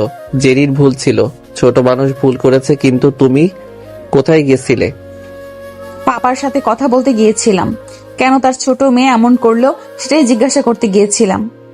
উনি কিভাবে জানবে জেরি কেন এমন করেছে? তো জেরিকে জিজ্ঞেস করা উচিত। এক ছিল ওনাকে নয়। সে যাই হোক, এখন বাসায় চলো, আমি এসে বিল পে করে দেব। তোমাকে বাসায় রেখে আসছি। তুমি তোমার দায়িত্ব পালন করো, আমি এখানে কিছুক্ষণ শুয়ে থাকি। এখানে একটু রেস্ট নিয়ে চলে যাব। তোমার এখানে থাকতে ভালো লাগবে। তুহিন আছে, ওর সাথে আড্ডা হবে। এখন যাও, গিয়ে তোমার দায়িত্ব পালন করো। যাও যাও, গিয়ে রোগী দেখো। মন চাইছে না। এমন করলে চলে? আমি এখন ঠিক আছি, ভয় পাওয়ার কি আছে? যাও গিয়ে রোগী দেখো। সবাই কতক্ষণ ধরে বসে আছে। নওশিন চলে গেল। তুহিন চুল টেনে কাছে এসে বসলো। ওর সাথে কথা বলতে লাগলাম। কিছুক্ষণ পরে, ভাইয়া, এমন ভাবে নিয়ে যাওয়ার মানে কি? কিছু বলছো না? এসেই বললা বাসায় যেতে হবে, আব্বু ডেকেছে। আমি নিজেই জানি না তো তোকে কিভাবে বলবো। আপুকে আব্বুর কেবিন থেকে কান্না করতে করতে বের হতে দেখলাম। আব্বুর কেবিনে গিয়ে দেখি আব্বু অনেক রেগে আছে। তারপর তাকে কাজের থেকে বাসায় নিয়ে যাবার অর্ডার দিল। এর মধ্যে তুই জানিস কি করেছিস? তাহলে আমি বাসায় যাব না। প্লিজ ভাইয়া, তুমি আমাকে নামিয়ে দাও। কি করছিস তুই? এমন ভাবে ভয় পাচ্ছিস কেন? ভয় পাওয়ার কিচ্ছু নেই, আমি তোর ভাই আছি না? আব্বু যেই রাগী, আব্বুর সামনে দাঁড়ানোর সাহস কারো নেই। বাসায় চল, কিছু হবে না, ভয় পাওয়ার কিচ্ছু নেই, আব্বু কিছু বলবে না। একটু পরে ওরা বাসায় যায়। বাসার ভিতরে যেতেই, আজকে কলেজে কি হয়েছে? কিছু না তো আব্বু, কলেজ আবার কি হবে? ঠাস, তোমার সাহস কি করে হয় আমাকে মিথ্যা বলার? তোমার বড় বোনের হাজবেন্ডকে কেন লোক দিয়ে মারিয়েছো? সে তোমার কি করেছে? কেন সে আকুতি মিনতি করে গেল যেন তোমাকে আমি বারণ করে দিই? কেন আমি তার সামনে অপরাধীর মতো চুপচাপ ছিলাম? তার কথা শুনে নিজেকে অত্যাচারী, নিষ্ঠুর মনে হচ্ছিল। কেন নিজের মেয়ের সামনে এমন ভাবে মাথা নিচু করে থাকতে হলো? আমার ভুল হয়ে গেছে। ঠাস ঠাস। ভুল? এটা কেমন ভুল? তোমার পছন্দ অপছন্দের এখানে কি আসে যায়? তোমার সাথে তো তার বিয়ে দেয়নি। তোমার কাউকে পছন্দ হয়নি বলে তুমি তাকে লোক দিয়ে মারবে? আর এমন হবে না, আমার ভুল হয়ে গেছে। আর এমন কিছু শুনলে তোমাকে নিজের হাতে খুন করব। এইবারের মতো তোমাকে মাফ করে দিলাম। দুপুরের দিকে নওশিন এলো। এখন বাসায় চলে যাব, তুমি একেবারে বিকেলে আসো। আজকে আসতে দেরি হবে, বুঝতে পারছি। তা একটু দেরি হবে, চলো তোমাকে রেখে আসছি। না, তুমি বিশ্রাম নিয়ে খেয়ে নাও, না হলে খাবার সময় পাবে না। আমি আর তুহিন চলে যাচ্ছি। আচ্ছা, এই যে সাবধানে বাসায় পৌঁছে দিবেন। আচ্ছা ভাবি, চিন্তা করার কোনো প্রয়োজন নেই। আপনাদের আদরের বরকে সাবধানতার সাথে পৌঁছে দিব। চুপ কর হারামি। হাসপাতাল থেকে 3 জনে বেরিয়ে এলো। এসে একটা রেস্টুরেন্টে খেয়ে নিলাম। এবার তুমি যাও, গিয়ে একটু বিশ্রাম নাও। নওশিন মাথা নাড়িয়ে চলে গেল। তুহিন গিয়ে বাইক নিয়ে আসতেই উঠে চলে আসি বাসায়। সন্ধ্যায় সোফায় বসে আছি, দেখলাম নওশিন এলো। এসে পাশে বসে কাঁধে মাথা রাখলো। এত চিন্তা করার কি আছে? আমি তো ঠিক আছি, তাই না? ইচ্ছে করছে কি ইচ্ছা মতো মেরে আসি। হাতের কাছে পেলে ওর আমি যে কি করতাম আমি জানি না। যা হবার হয়ে গেছে, আর রাগ করার প্রয়োজন নেই। টেনশন করিও না, সবকিছু ঠিকঠাক আছে। আমার খুব একটা সমস্যা হয়নি। বাইরে গাড়ি থামার শব্দ পেলাম। এখন আবার কে এলো? আমি কিভাবে বলবো? দাঁড়াও, দেখছি কে এসেছে। তুমি বসে থাকো, আমি দেখছি। উঠে আসতে যাব তখন দেখি নাবির আর জেরি আসছে। আবার সোফায় এসে বসলাম। কে এলো? মেহমান এসেছে বলতে বলতে ওরা ভিতরে এলো। নওশীন জেরিকে দেখেই তো তেলে বেগুনে জ্বলে উঠেছে। আপু আর কিছু বলিও না, আব্বু অনেক মেরেছে। এখন তুমি যদি কিছু বলো তাহলে বেচারি হয়তো অসুস্থ হয়ে যাবে। আব্বু তোমার কাছে মাফ চাইতে পাঠিয়েছে। দুজনে আমার চোখের সামনে থেকে যা, ওরে দেখলেই রাগ উঠছে। আমার ভুলে গেছি আপু, ভাইয়া আমার ভুল হয়ে গেছে, আমাকে তোমরা মাফ করে দাও। আমি কিছু মনে করিনি, ছোট মানুষ, এমন ভুল হতেই পারে, মাফ করে দিয়েছি। মাফ করে দিয়েছি মানে? ওর কোনো মাফ নেই। হয়েছে, এবারের মতো মাফ করে দাও। ছোট মানুষ, ভুল করে ফেলেছে, মাফ করে দাও। ওদের এমন ভাবে দাঁড় করিয়ে রাখবা? দুজনে বসো।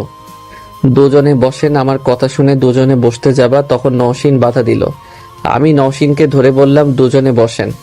নওশীনকে ধরে আমার পাশে বসিয়ে বললাম, আপনাকে আপনার আপু মাফ করে দিবে, এখন রেগে আছে, বুঝতেই পারছেন। আব্বু তোমাদের দুজনকে ইনভাইট করেছে, এখন তোমাদের নিয়ে যেতে বলেছে। যাব না, তোরা বাসায় চলে যা, আমরা যাব না। কেন এমন ভাবে বলছো? মানুষ মাত্রই তো ভুল হয়। কি জন্য ডেকেছে শুনি? আমি জানি না, কথা বলার জন্য হয়তো ডেকেছে। আব্বু তোমাকে কি বলবে আমি কিভাবে বলবো বলো? ও, তোরা দুজনে যা, আমি কিছুক্ষণ পরে আসছি। তোমাদের সাথে নিয়ে যেতে বলেছে। আচ্ছা দুজনে রেডি হয়ে আসো, আমরা অপেক্ষা করছি। আরে যাও না। নওশীনকে ধরে টেনে রুমে এলাম। রাগ না, রেডি হয়ে নাও। কি বলছে শুনবা? এর থেকে তো বেশি কিছু না। দরজা আটকে দিয়ে বললাম, চেঞ্জ করে নাও। আমার কথা শুনে আমার দিকে আর চোখে তাকিয়ে আছে। আচ্ছা চলে যাচ্ছি। আসতে যাব তখন ধরে বিছানায় বসিয়ে চেঞ্জ করে নিল।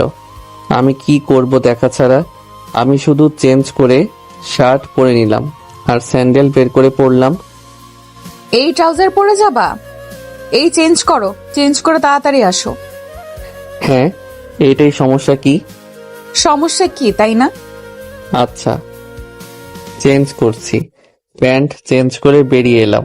তারপর বাসা থেকে বেরিয়ে ওরা ওদের গাড়িতে আর নওশীন আর আমি নওশীনের গাড়িতে উঠে চলে আসি নওশীনদের বাসায়। কিছুক্ষণ পরে, এখন কি অবস্থা তোমার?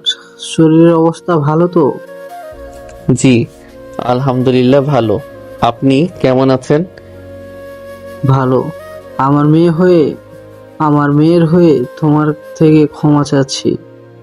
মাফ চাওয়ার কিছু নেই আঙ্কেল, আমি কিছু মনে করিনি। ছোট মানুষ, ভুল হতেই পারে। তোমরা তোমাদের সাথে থেকে যাও। সরি পাপা, আমরা দুজনে ওখানে ভালো আছি। যদি কোনো সমস্যা হতো তাহলে এখানে আসতাম। কোনো সাহায্য লাগলে বলিও। জি, আমরা কিন্তু থাকবো না, চলে যাব। আসার সময় আকাশের ওষুধ নিয়ে আসতে ভুলে গেছি। মনে মনে বললাম, কি শয়তান, নিজের ইচ্ছায় নিয়ে আসেনি, আবার বলে ভুলে গেছে। পরে এসে থেকে যাব, আজকে ডেকেছো তাই এলাম। ভাবছিলাম আগামীকাল আসবো, কিন্তু নাবির বলল আজকেই আসতে হবে, তাই এলাম। কি আর বলবো, আজকের পর থেকে তোমার জন্য এই বাসা উন্মুক্ত। যখন মন চাইবে তোমরা আসতে পারো। সবকিছুর জন্য সরি। পাপা, তুমি কোনো ভুল করনি, আমি তো বলবো। তুমি রাগের মাথায় ভালো কাজ করেছো, এই জন্য তোমাকে ধন্যবাদ পাপা। আর কিছুক্ষণ থেকে চলে আসি দুজনে। নওশীন শাশুড়ি আম্মুর থেকে সবার সাথে কথা বলল, আমিও বললাম। দুজনে বাসায় চলে আসি। 2 বছর পর। আমার ভালোবাসার ভাগ বসিয়ে দিয়েছে। সরো তুমি, এটা আমার বর। আসফিয়া কান্না জুড়ে দিয়েছে। মেয়েটাকে কেন বকছো? তুমি দেখছো না কিভাবে আমার ভালোবাসার ভাগ বসিয়েছে? তুমি কি একটু ছুলে বা হাত ধরলেই কান্না শুরু করছে? এইগুলো কি সহ্য হয়? কোথা থেকে উড়ে এসে জুড়ে বসেছে। সরো তুমি। আরো কান্নার আওয়াজ বেড়ে গেল। তুই যাও তো, কেন মেয়েটাকে বকো? আহা আমার আম্মুটা। আহা এত কান্নাকাটি করলে চলে? তোমার আম্মু পচা, শুধু কান্না করায়, বকাঝকা করে। দূর, মেয়েটাকে শুধু কাঁদায়। আশফিয়াকে নিয়ে বাইরে চলে আসলাম। আরে হ্যাঁ ভাই, আমার একটু সুন্দর ফুটফুটে মেয়ে হয়েছে, একদমই ওর আম্মুর মতো হয়েছে। এমনিভাবে দিন কাটতে শুরু করলো।